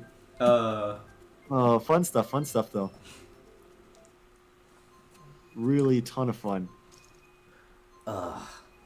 Man, what a good day. What a good day yesterday was. It's funny, the melons are like, why are we in this channel? And it's like, doesn't matter. And it's funny, some of the other melons are like, I hate you! You ruined the server! And so the other melons are like, no, listen to him, he's right. Oh my god. But yeah, they wilding. And when you know the mods went online, Scum got a lot worse to moderate. Dude, I checked Scum and there was a guy who posted a penis, I had to ban him. God damn it, I didn't want to see that today. I don't know the last time I've seen another guy's penis. I don't watch porn. My god.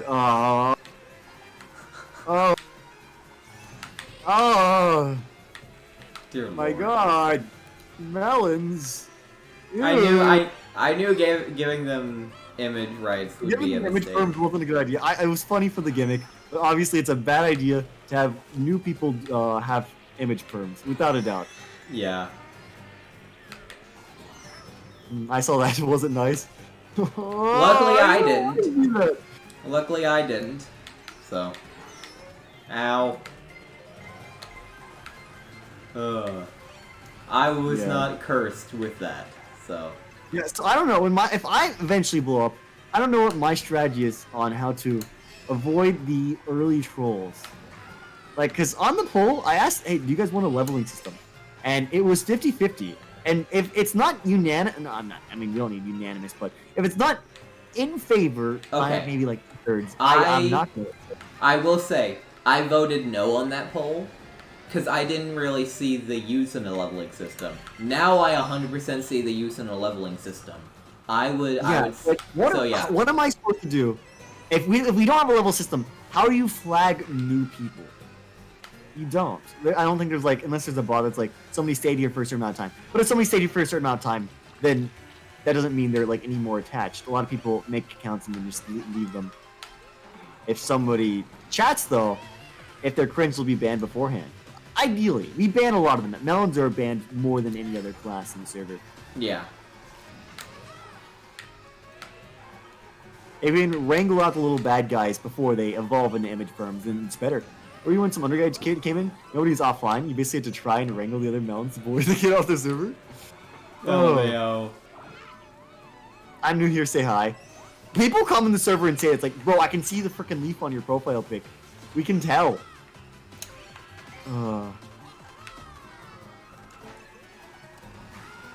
But yeah, I don't know. That's a thing. You need to work on a way to fix new people. How do you do that? How do you do it? Because you can't do it based on time. And the only way to do it based on messages is with the bot. But like, well, I don't think leveling systems are perfect. But like, that's where I see the appeal of the leveling system. Yeah. On preventing those people. Those people. Exactly. Yeah, I get what you're saying. Make 1 or 2 rules that require a level? But why just stop at 2 rules? Why don't you make a bunch of rules? Isn't that fun? I like classism. It's like racism, but better. You didn't make me mod though. Kind of sad. He said not to change the server. Everything I did was the server. I made new channels and I completely changed the profiles and rules and all that stuff. But I'm not modding or adminning any. I can't actually admin. I'm admin, but I couldn't. I could mod, but I wasn't going to. I mean, you could have modded me for a day. No. Would I even want Venom as a mod? Think about it. The answer is no. No, but that's why we deserve it. I also changed mods to well, I changed mods to priests and I changed admins to knights. I might do that on my server. I think that's kind of cute. I like the theming. Yeah. I changed VIPs to nobles as well. Fun stuff. You can't see it because you're a peasant, but VIP room changed to noble room. Very sad. Hey yo, Monty Mole, the character I hope doesn't get added to the DLC. Yep. Oh, that Monty Mole. Huh? Also, the whole thing with that league, it's more than 5 characters, so... Hey, we'll worry about that later. Which, they could do like another wave of... Yeah, I said there's a likelihood. There may be a character-based wave, where the next one will have more characters and less cups. Like, maybe 1 cup in each pack, but like, more characters than just 1 or 2. I don't know how likely I think that is, but... There's plenty of content left over. They can still milk Tor for I just don't think... I don't know. I don't know.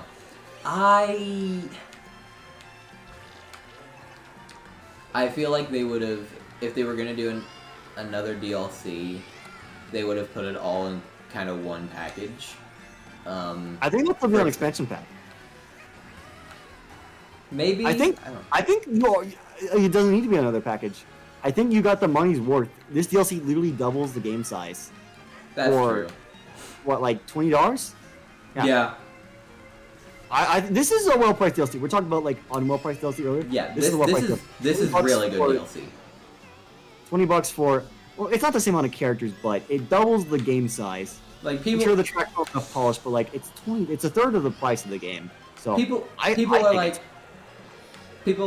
oh, the textures don't look as good as they do in the main game, and I'm like, they're straight ported from Tor, and I'm like, it doesn't matter. You're not playing these for the graphics. You're playing these to play them on. I mean, the graphics are nice, but again, if it was a $60 DLC, maybe they could ask for the same quality as the main game. Maybe, but even so, you're playing these to play on these courses in HD. So like, I think it's fine.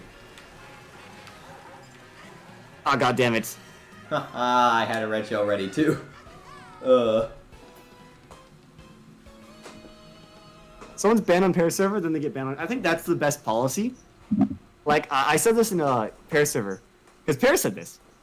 I don't want HackedCrusade Central to become pair server reject land. Yeah. I think if anybody's like banned in a certain community server, they should be banned on the other one. Yeah, like I think they made exceptions. There's some people I think it's fine, but if they're like cringe, spammer, underaged, all that yonder, it's probably best to just ban them on both. Like I was, like when the whole, how do I say this without saying the name of the person? When the whole color of the fruit liquid situation was going on. When that was all going on, I remember talking in mod room. The only time we've used mod room on my server, because nothing happens on my server. But like, I think it is the only time. Oh, it's the only time it's been used. Yeah, because there's no other issues that had been presented. They're still being toxic. They're being toxic in that the slum grinder. Yeah. Of course they are. Slum grinder is not a good place to be. It's not. It's not. Oh, it's fun. There's also one of the OGs who's still from the like aggressive days, and he just kind of grandfathered in. It'd be weird to ban him now. Because other people are toxic, I can be toxic without feeling guilty.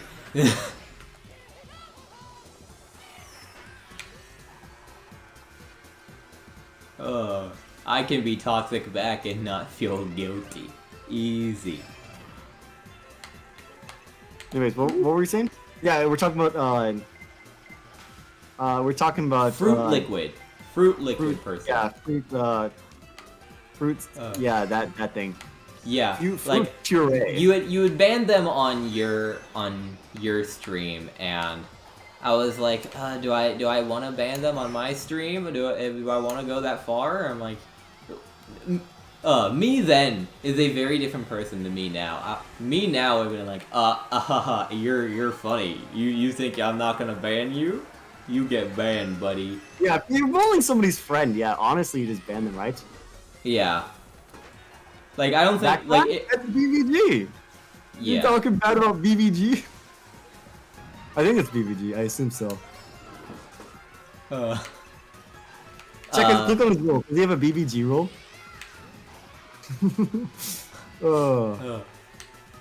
Why did you get banned? Orange Puree was a really bad person. There were a lot of red flags. But when you're a small person, you're too nice. You need to realize these people are not... They're there for you. You're not there for them. Get rid of them if they're making you feel bad. Yeah.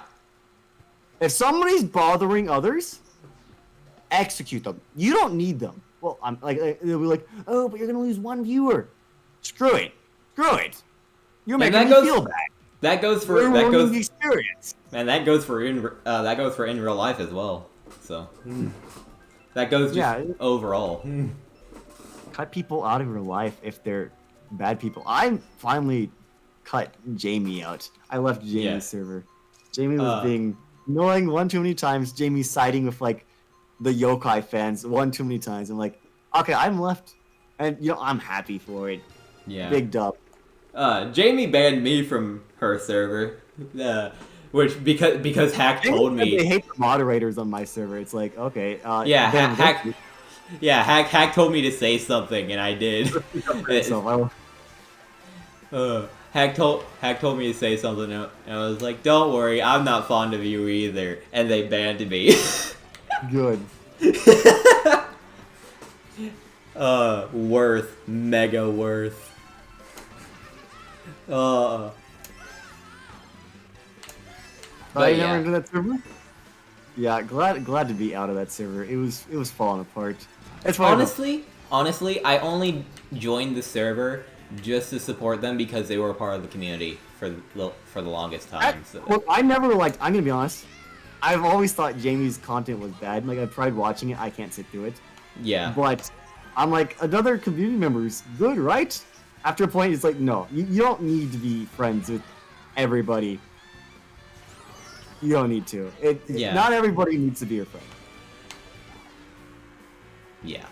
And then that's something people have to realize. You don't need to like everybody. That doesn't mean you need to be mean to everybody, but leaving isn't mean. Leaving's not mean. I mean, I don't think it is. No, of course it's not. You don't have to support everybody. Yeah.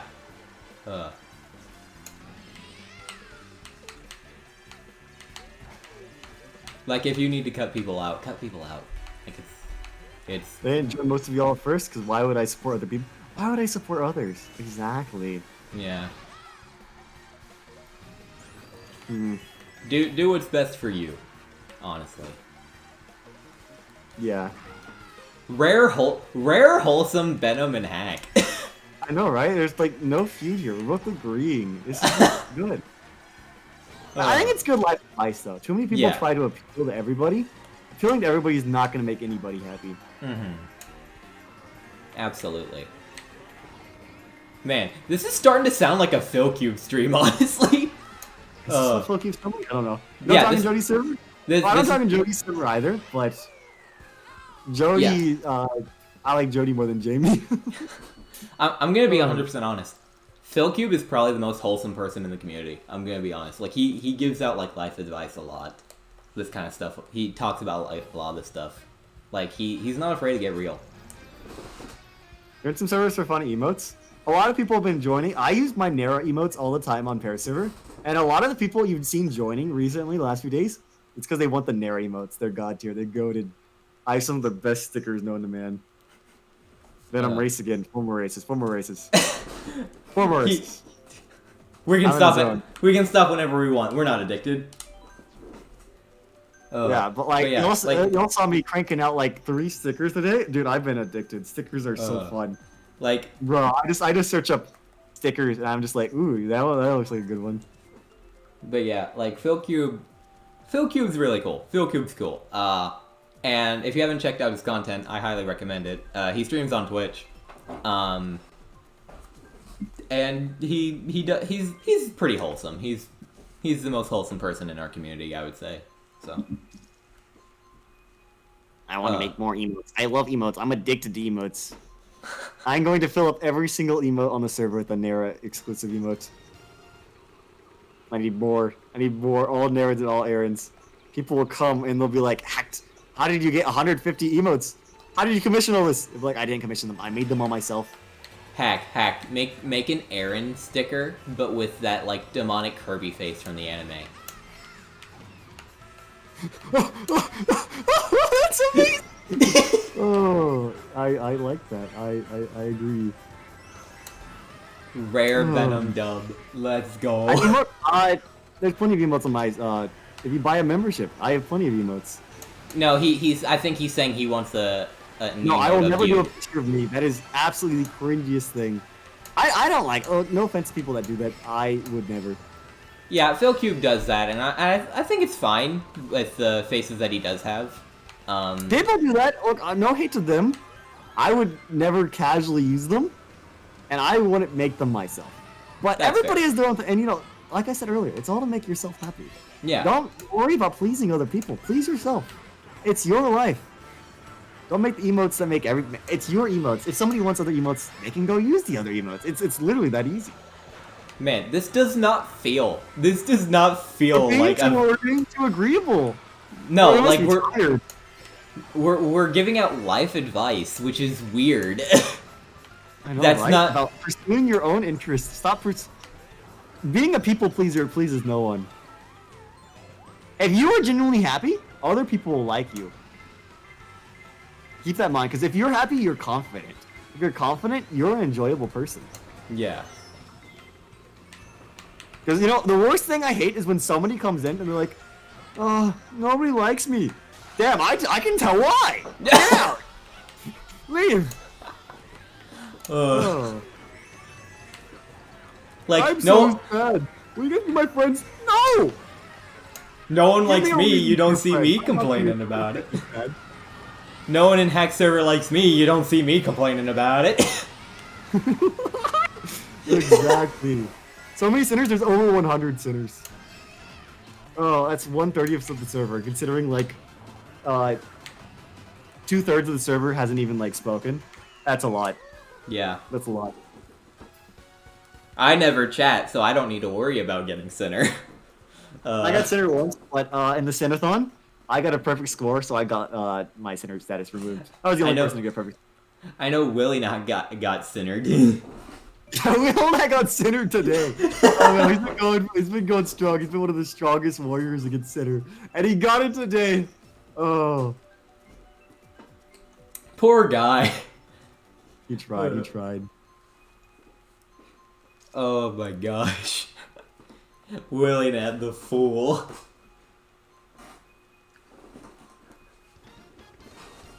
Bongo, you've been quiet all stream. You say something. He doesn't wish to speak. He's camera shy. I can see Austin TMC speaking. That's fun. Oh, that's fun. That's fun. Interacting with the BBGs. Oh. Question: why do streamers need member emotes? Do they just make them without having 30 memberships? It's a YouTube thing. It's a YouTube thing. It is not our fault. It is YouTube. Yeah, YouTube is weird. YouTube says, hey, if you want this 10th emote slot, get 30 members. You want this 4th emote slot, it's 600 billion members.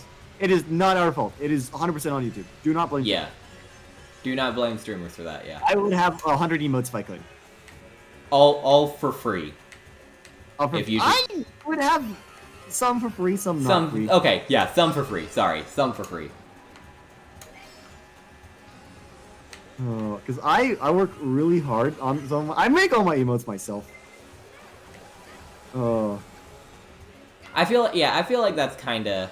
I think you can give the basics, right? Like the advanced ones, definitely. If you do something well, never do it for free. I don't know. This is just my personal thing. Like, this is no hate towards you or anything. But I would say I would want people to be member to support me. I feel like the only thing I would really do is, like, videos early. If I do, like, videos early. No, I never do videos early. I want the content to be for the people. But I see, like, emotes as kind of like... I don't think exclusive videos are the way to go. I don't think exclusive content is the way to go. I'm saying... Content for the people. For the people! But I think... I don't know. I kind of want people to... If people are going to get member, I want it to be just to support me. I don't want them to have to get member just so they can have the emotes. I would want... Like, if YouTube gave the option, I want it to be free. I would make some free emotes. I would do the basic ones as free ones. And then I would do the centric ones as paid. That's fair. Then animated emotes, obviously those would be paid as well. I like how Twitch does it, where you don't start out with any of the emotes, but you can unlock them by being active in the chat. That's also really cool. But you can pay to have all of them at once. That's really cool. Yeah, I wish YouTube actually was more like Twitch, but oh well. In the ways that Twitch is good, not the ways that Twitch is bad. Yeah. It does seem like they're going to be focusing more on podcasts for the next little bit, which is interesting. Interesting take. Yeah, weird new thing to bring up. After having shorts, they bring in the opposite of a short. There's no Subway Surfers gameplay. How do you watch that? There's no... I can't watch this. There's no Minecraft parkour. It's not... There's not even bad Minecraft parkour. Hello? Did you die? There no, we go. Okay. I'm on the air server. Oh, okay. Pick me! Let's go! Mary Mountain in May. Awesome TMC, do rank on the server. I want to see what level you are.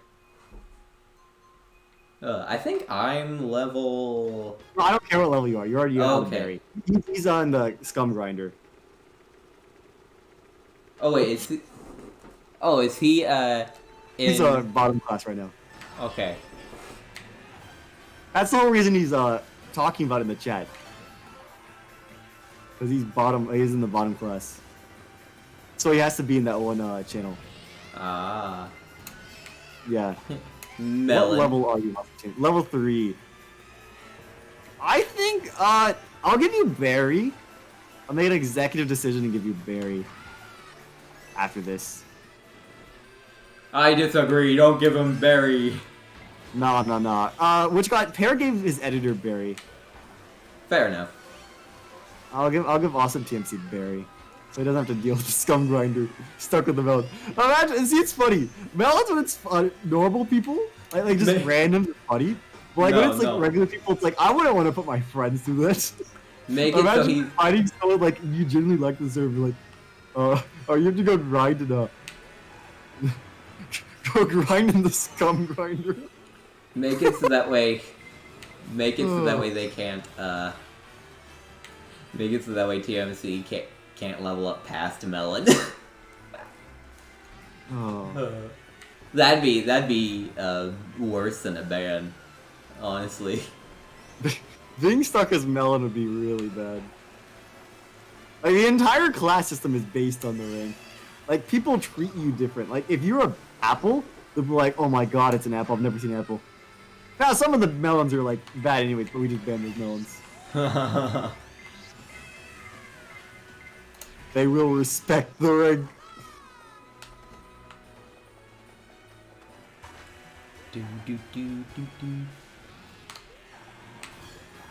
Right. Question: What would you want to see from a Mario Kart 10? As it would I really be don't know. probably. I'm gonna be honest. This game is gonna have the most courses and the most characters out of any Mario Kart game. I would rather them start focusing on like more content, like not more stages, but like more things to do. If that makes sense. Mission mode. Yeah, something like that. Something like that. I want more content in the next Mario Kart game. Whether it's a story mode, a mission mode, maybe like a Forza-styled open world. Something Rulnat brought up. I was like, yo, that'd actually be kind of fun. Should it be as difficult to 100% as DS's? as you were struggling with that? To get like DS 3 100 stars? is kind of bad. Because some of them are extremely easy and some of them are really bad. You had 200 messages prior before? That's crazy, because 200 messages is enough to get to Berry. Yeah, I'll give you a Berry, because 200 is enough to get Berry. I would know, because I did a test. Let me see here. What would I want Get to your see? Berry now. Go talk in a real lounge now.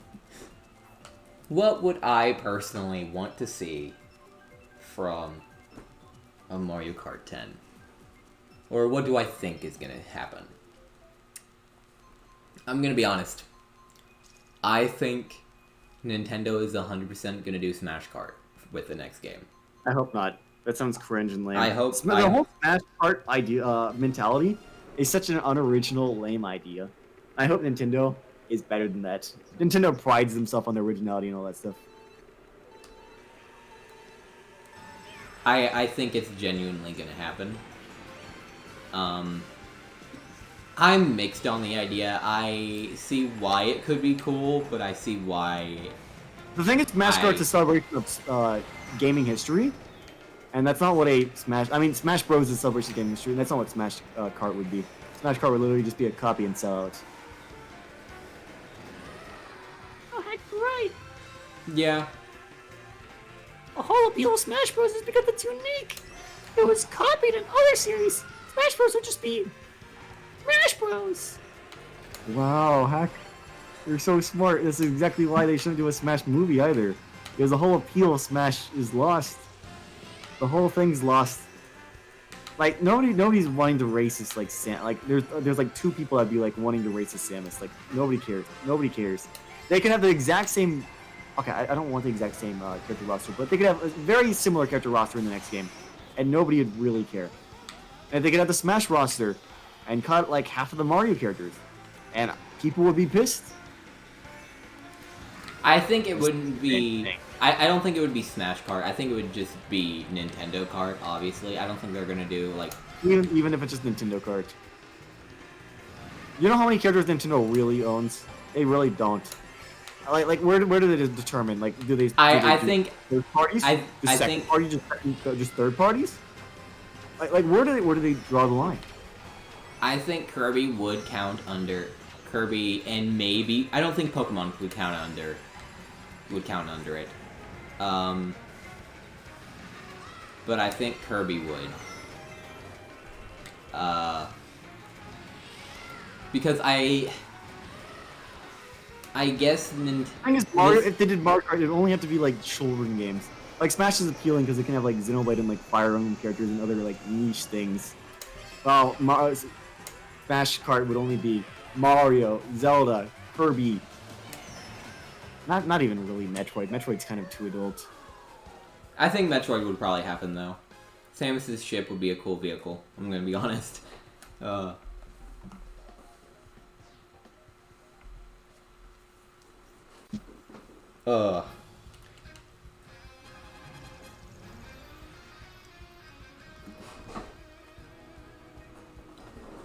yeah, I think Nintendo... I'm trying to think from Nintendo's point of view here. I Four more races. I'm not addicted. 4 more races. But my phone's at like 8%. That's enough for 4 more races. Fine, 4 more races. We can quit whenever we want.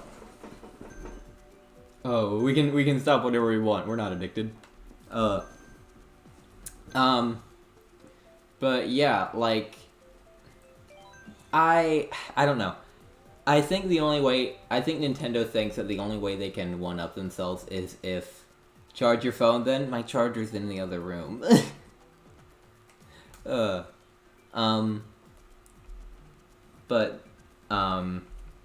think the only way they think that they can one-up it is if they do a Nintendo Kart. Even though that's not true. No, that's like a lame way. I just need another gimmick. As long as they keep evolving the game. Double Dash was created because it was a new gimmick. Mario Kart 7 added in the flight mechanic, which is really game. They added the underwater, but we already had underwater sections in Mario Kart, so they didn't actually add that element. I think the only way I would be not okay with it, but I'd be more accepting of it, is if it was just a one-time thing. A one-time thing where all these characters... One people would complain about it until the end of time. Just like Double Dash. I want a Double Dash mode back. I want it back. It was my first game. I was so nostalgic. Oh my god, I was a Kirby main. Why can't we have Kirby back? We would not hear the end of whining. It would be like the equivalent of like Gino in the Smash community. I don't want that. That's just the tarnish on the series. Okay. I feel like they have to do something, quote-unquote, big for the 10th game. Your question, Double Dash gimmick was a cool gimmick. That was a cool way to top Mario Kart 64, right? Mario Kart Wii made the character racers go from 8 racers to 12 racers. There's a lot they can do, like, physically change the game by a lot, without doing... I don't think a gimmick is gonna be enough for a lot of people to really... That's how most games work. Mario Kart's still Mario Kart. It's always been Mario Kart. I don't get this philosophy you're looking at. Oh, gimmicks not enough. That's what distinguishes games from games. Yes, Mario I know Sunshine that. I'm different from Mario Galaxy because Mario Sunshine has. The level design's different, but Mario Sunshine has flood. Galaxy has the spin. Otherwise, Mario walks around, jumps, and collects little thingies at the end of the level. You have to think that this is a big milestone. Like a 10th game in a series is a 10th anything in a series is a pretty big milestone. And I feel like they have to do something pretty big to celebrate it. No. Now I don't think a crossover kart game is a good approach for that. I think no, it's the laziest approach they can do. It sounds like anything little Timmy fanfiction writer would write up. Yeah. Nothing original, no creativity. Soulless, purely a cash grab. I would buy it still, but purely a cash grab. Yeah. Literally like, for money. I would eat it up. I would still eat it up. I'm not saying, I'm a sucker for that kind of stuff. I enjoy seeing these characters come together, but I do understand that it is kind of lazy. But I don't know. Why?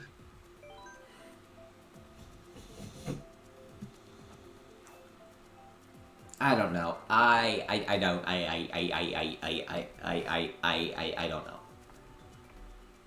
I feel like the only it's not our job to predict. Everybody's like, what do you think the next gimmick will be? Nobody literally is guessing the gimmicks of the games. Nobody predicted Mario Kart Double Dash was going to have 2 drivers in it. Nobody predicted 7 was going to have flight.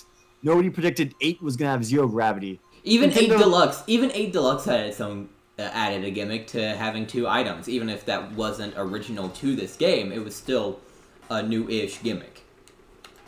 Yeah, they added something to the port. Although it's not nothing special because the 2 items work the same way. Holding 2 items does in DS and Wii. It was something 8 actually removed. Because when you get a shell or item, you hold it in your hand no matter what. Mm-hmm. While in the other game, you'd had to hold it manually, and when you're holding it manually, you could have another item.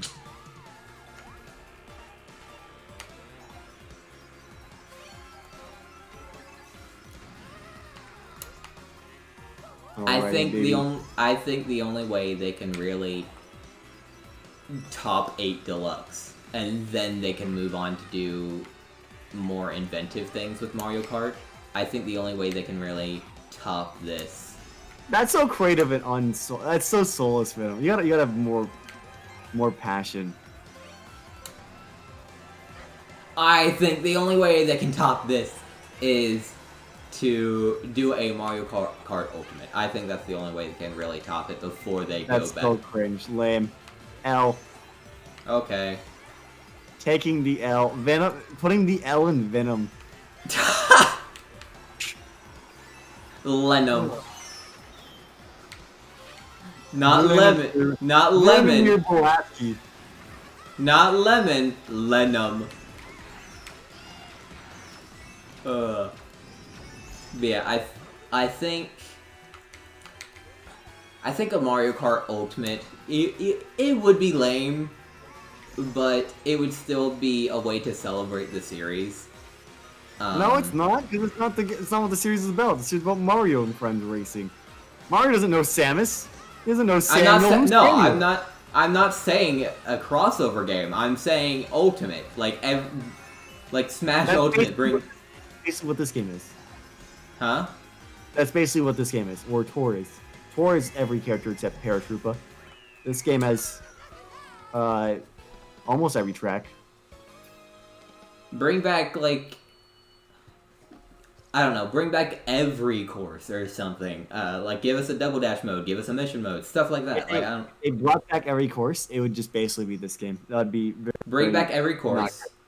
Like, okay, bring back every course. Give us a double dash mode and a mission mode. Again, this game already has like 2/3 of the courses after the DLC's done. Doing that back would. You're ignoring the other 2 things I'm saying. A double dash mode wouldn't change much. The double dash. See, everybody wants it, but it doesn't actually do much. That's the thing. It gives exclusive items, and it kind of change. It does kind of change. Go play Tour. Tour has exclusive items. I don't want exclusive items. That makes metaing even harder. There's genuine strategy to what 2 characters you pick. That's the bad part. Like I said, it makes meta whoring even worse. Well, I don't want that.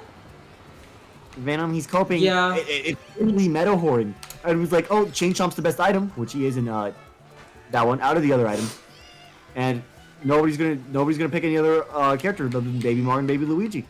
Yeah, apparently the Chain Chomp was supposed to return in DS, but it was cut. He's one of the best characters items in the game. Although DS doesn't have a character exclusive item, so it's fine. Like it's really unfair what some characters got. There's the Bowser Shell, good item, but Bowser Shell is useless in first place because you can't throw it backwards. Yoshi and Birdo got the egg, which is cool because it's a red shell. Also, it explodes in items, which can be a mushroom, so you can literally give a mushroom to your opponent. That's kind of bad. There's what was another one? Waluigi just freaking got Bomb-Bombs. It's so cringe. Imagine Bomb-Bomb being your exclusive item. Like, Bomb-Bomb is not a bad item, but it is not on the level of Chain Chomp. Chain Chomp was crazy because it's basically it's like if a blue shell went through was 5 times the size and went through the entire stage. Like, oh my god. Chain Chomp's basically Bowser Shell, but better. Oh, my phone's at 5%. Very fun. You only lost 3%. Great. See? Easy ending. Yeah, anyway, so I don't want that. Again, I'm proud of Mario Kart trying to fix meta whoring.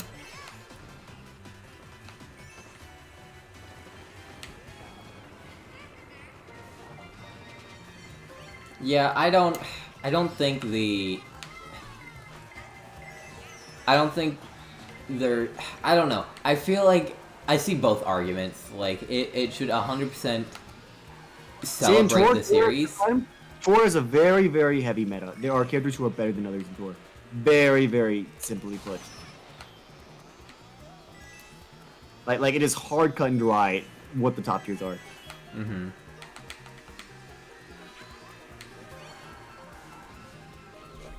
I don't want an uncreative game. I want a thing where everybody can play them. I'm gonna have you read the chat. Just let me know whenever someone chats. Right. Pineapple says metas aren't fun unless my main is in it. That's true, but I don't want everybody playing my main, because then my main isn't fun. Nah. Like, if everybody played Garchomp, he wouldn't be cool. But then everyone started playing Garchomp.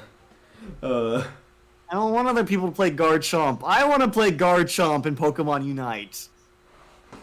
Pokemon I like Unite. having weird favorite characters. Playing as bad characters is fun. Are there Mario Kart mods? They are, but just stages and characters.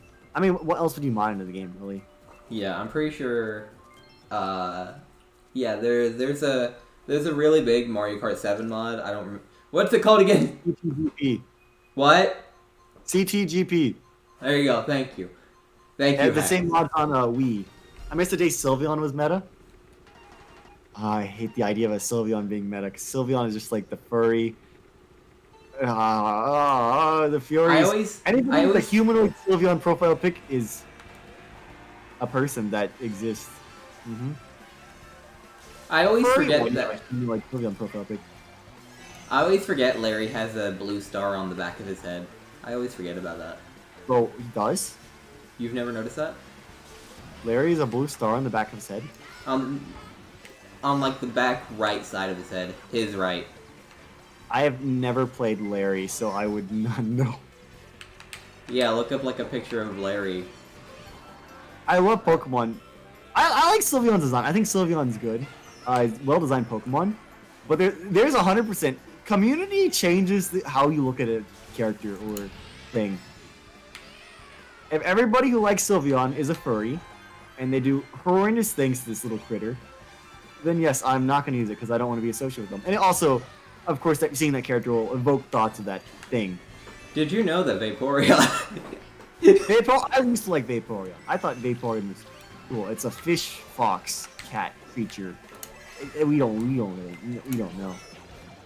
And I thought it was well designed. I used to like it as a kid. Oh, other people think it's well designed as well. It took one.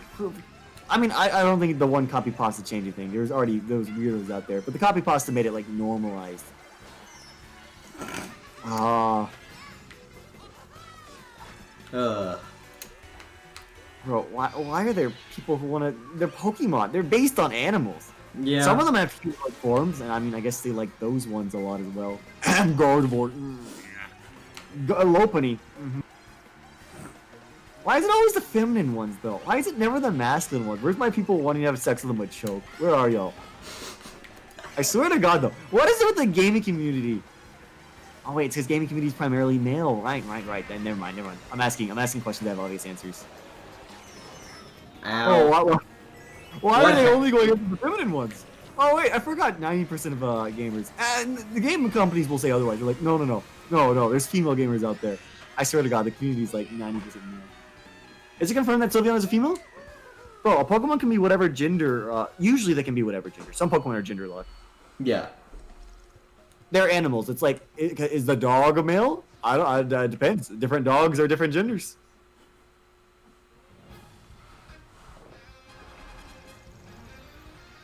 Oh my God, I hate the internet. Machoke's so hot. He's so hot. Bro, where's my guys who want to be with the masculine Pokemon? I swear to God, this is just what we were talking about earlier. It brings me back to that. I wish masculine characters got the same treatment that feminine characters did. Maybe it would feel less weird. Or maybe, I don't know. Maybe I'm being strange. Well, in fact, the Sylveon unites male. Let's go. Easy. Yeah, because you can tell what gender Sylveon is. Not because of the actual Sylveon, but because of the Eevee. Because Eevee has a gender difference. Because female Eevees have hearts on their tails, while male ones have spikes. Fun fact. It's fun. I like that they added that. That half the Pokemon have like gender different. They're trying to like simulating like real life animals. But like it's fun seeing like how they do like gender differences like on fictional creatures. Yeah. And then so like obviously that Eevee one's kind of cringe because the Eevee one's a little cringe because it's hearts and that's not actually appear on a natural creature. But are you joining me? I hear the menu going. Are you joining me, my brother? I'm joining. Let's go. Hearts obviously wouldn't naturally appear on a female creature or a male creature, but you know, I at least like the idea of natural creatures having gender differences. Yeah. 4 more races. We can stop whenever we want. Dadgummit, heck! I should probably get off though. Oh, I guess you could. I could. Some Pokemon, it's a case by case. Some Pokemon are all 100% male, and some are. Oh my God! It's Mushroom. What the hell? Huh? How did you find me? Huh? Oh It's wait. Mushroom. Wait, Mushroom's in chat? Mushroom. Hello, Mushroom! Hi, I can't see chat because my phone's about to die, but hello! Mushroom stream. What the hell? How did you find me? Well, we gotta keep going for Mushroom. Mushroom's here. 4 more races. 4 more races, we can stop whenever we want. We can stop whenever we want. We're not addicted. It's not an addiction. Hey, Lois. Oh, okay. Lois. Hey, Lois, I'm using tilt controls. Oh. That's such a bad accent. It is. Controls is what blows it off. Gosh, what a goated stream though with the beta rating. Oh. When are you gonna do another one? I can't do it until like the next DLC drop because I don't know if there's like even enough people streaming Mario Kart right now. Yeah. I gotta be creative with it. I don't want to just do the same thing over. Also, I need to make content of it first. I think I'll make a short of it. I don't think I can make a video, but yeah. I'll make a short. I think a short of that one guy. I think a short of that one guy would be nice.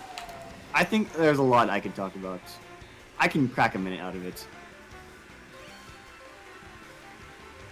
And you don't even need to make it a minute. It can be under a minute. So. It can be 30, 40 seconds. Yeah, it's fine. Perfect for a short. Not enough content to make a video, though. Everybody didn't have a good reaction. Aww. Anyway, I don't know if I ever talked about this on stream. I edited a hack video. Hi. I don't think I ever talked about this on stream. For those who don't know, I did a hack video thing. So that was cool. Hack, when are you gonna let me out of the basement? You're not in the basement? Yes, I am. am. Everybody says, Hack, when you're gonna let me out of the basement? I don't have a basement. I live in an apartment. I have 1 room. Why would I have a basement? The basement is the apartment under yours. You can leave anytime you want. Just stop paying rent. They'll take you out. Woo. Hey Lois, I just ran over Toadette. You're in the attic? I don't have an attic either. There's a guy above me. I can hear him. He stomps. He goes, bong, bong, bong, bong, bong, bong. It's like, oh my god, how many cheeseburgers did you eat? What the hell? Oh my god. Get a carpet or something. Why are you so loud? I hear footsteps above me too. We think the house is haunted. That's pineapple getting it. Yeah, I hear footsteps upstairs, even though there is no upstairs. I live upstairs. So it's very scary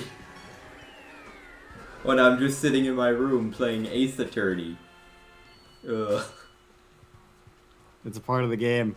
You're actually in a real life trial. Oh no. I literally just said I don't have an attic. What the hell are y'all saying? What are they saying? Dude, if I had the money to trap something, dude, you should have used your star. Cringe. I never forgot. I'm watching the delay. Never mind. I can't judge you. Oh. Yeah, I want to critique Venom, but I'm like watching like delayed gameplay. Oh, what are they saying in chat? They're saying, "Oh, take me out of the basement," and Venom just ate 3 cheeseburgers, stuff like that. What? Yeah. Sorry, Venom. I think you're bad. You're a beast. Okay. You're Peter. You became one with the character. Thanks, guys. That helps with my self-esteem. Thank you.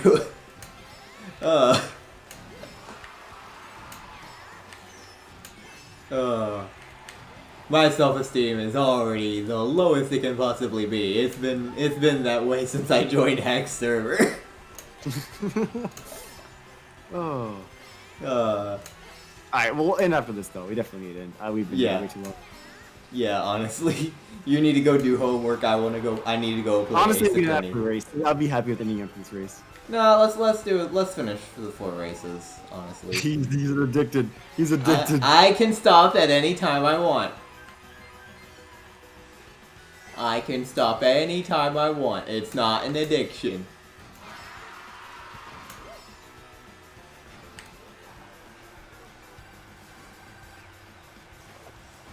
As Scott the Wise once said, I'm not an alcoholic. Doink. Doink. No, wait, let's talk about this. Hold on, wait.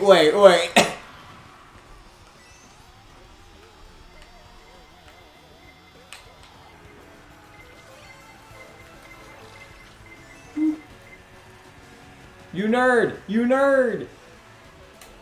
You nerd! Peter! Peter Griffin. Hello, Peter. So true. That's exactly it. Go cold turkey. I dare you. Hello, Peter. Doink.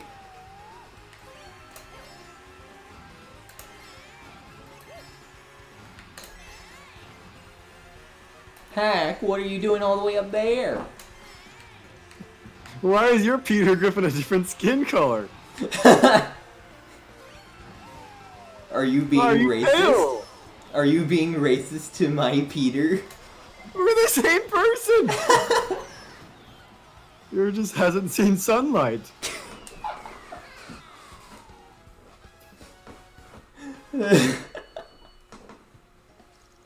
What are you talking about? This isn't a me, this is an I'm. What? No. It's you. You didn't get the joke. I understand. It just wasn't funny. Okay. Austin TNT said do SpongeBob impression. Huh? Do SpongeBob impression. What? Who's SpongeBob? You. Huh? Do impression. Have you guys earned it? I don't think y'all have earned it yet. There you go. You earned it. Go do it. Go do it.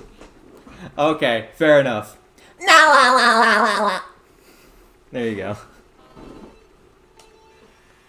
There you go. The stream's delayed. I don't know what he's doing. Huh? Did you not hear it? No, I don't hear anything. It's so quiet. No, did you not hear the impression? No. Oh, well I did it. I just did it.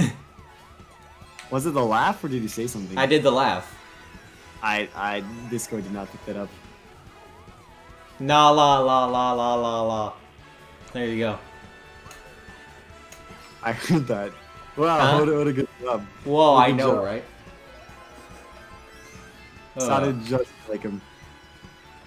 I know, right? Good thing you can... Too bad you can't rewind on streams. Oh, well. Yes, you can't. What? I was making a joke. It was a joke. It was okay. No, jokes are supposed to be funny. Well, I can't be this. You're really funny then, Hack. Thank you. Man, I can't believe you had to race on this entire thing 3 times during the N64 days. Imagine. And 64 didn't even have 200cc. Oh my god. Imagine being goodness. a 64 baby. Yeah, I didn't have this one growing up, or at least I think my siblings did. I just never saw it in our collection growing up.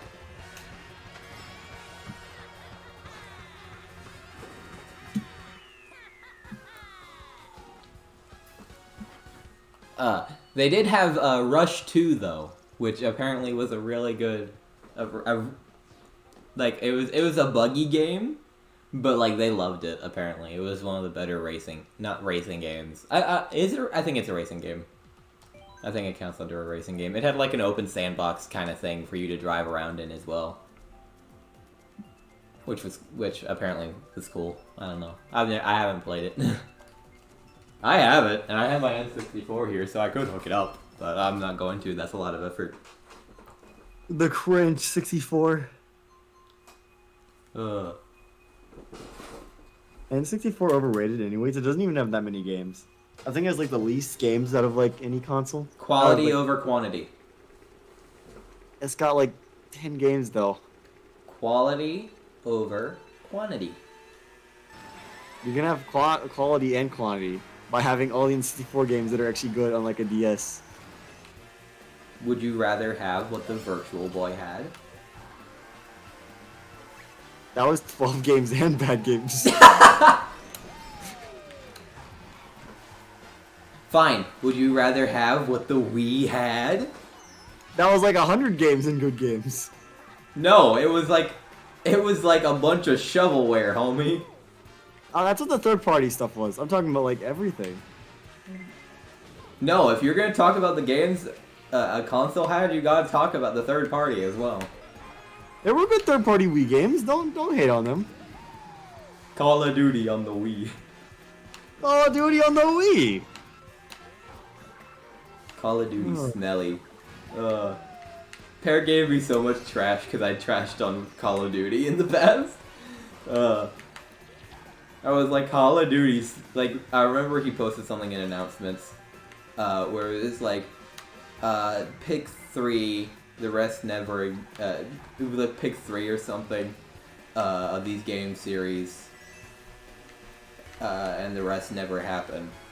And I picked, like, Mario, Zelda,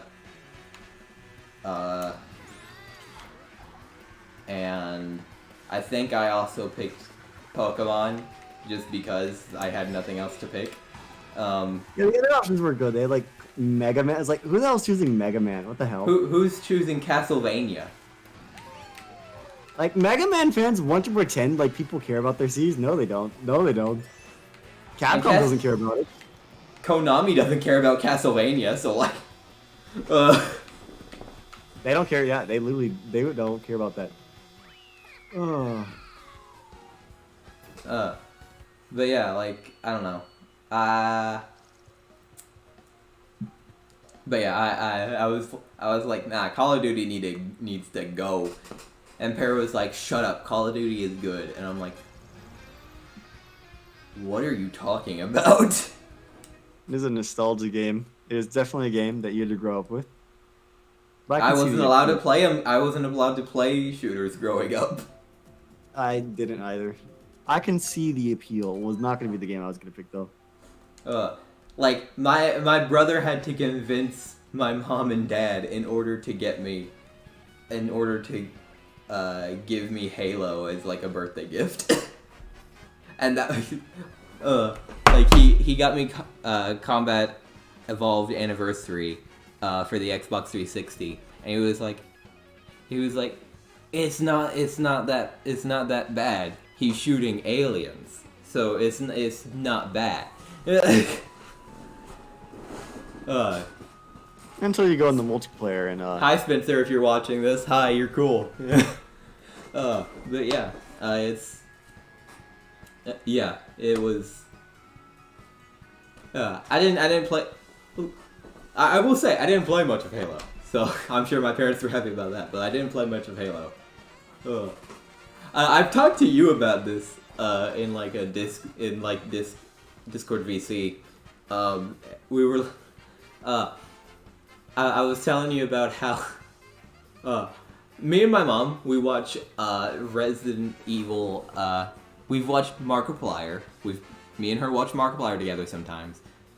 We watched him play Resident Evil 7 and Resident Evil Village. And she had no problem with that. She had no problem with it, okay? Alright? However, here I am, just minding my own business in my room, playing Fortnite. My mom comes in and she's just like, I don't know if I like you playing that. What are you talking about? Resident Evil is far more graphic and disgusting than Fortnite. Exactly! Fortnite, they shoot lights at each other. When they die, they like fade into light and get sucked up by little light thingy.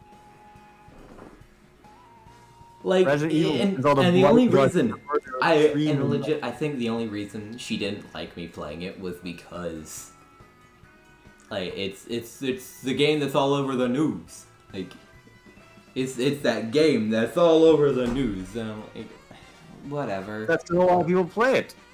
Huh? Because a lot of people play it. Yeah. Because it's free. Like, it's a free game. Why does everybody play the game that's free? What are you gonna say that kids are gonna become serial killers? Oh, okay. My earbuds are also on low battery. Sorry, wrap it up. Yeah, let me finish my sentence. Like, are you gonna say that kids are gonna become serial killers by playing Fall Guys? Like, get out of here, honestly. Alright. But yeah. That's gonna do it for me, I guess. Hope you guys enjoyed. It was a cool stream with a lame person. And then a cool person. The cool person is Hack. The cool person is Hack, yeah. So yeah. Sorry that I haven't been able to stream the last week. More than a week, but it do be what it do be. Go check out Hack. Go check out his new video, quote unquote new video. Came out a little bit ago. If you haven't already, go check it out. It's cool. And then I'm gonna go play Ace Attorney, the case with the clown lady that everyone says. The clutchy getting him fired up. Alright.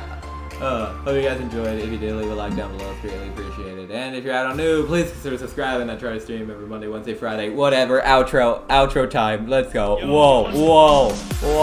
Say bye, Hack. Cool. Good outro. You guys scream with me.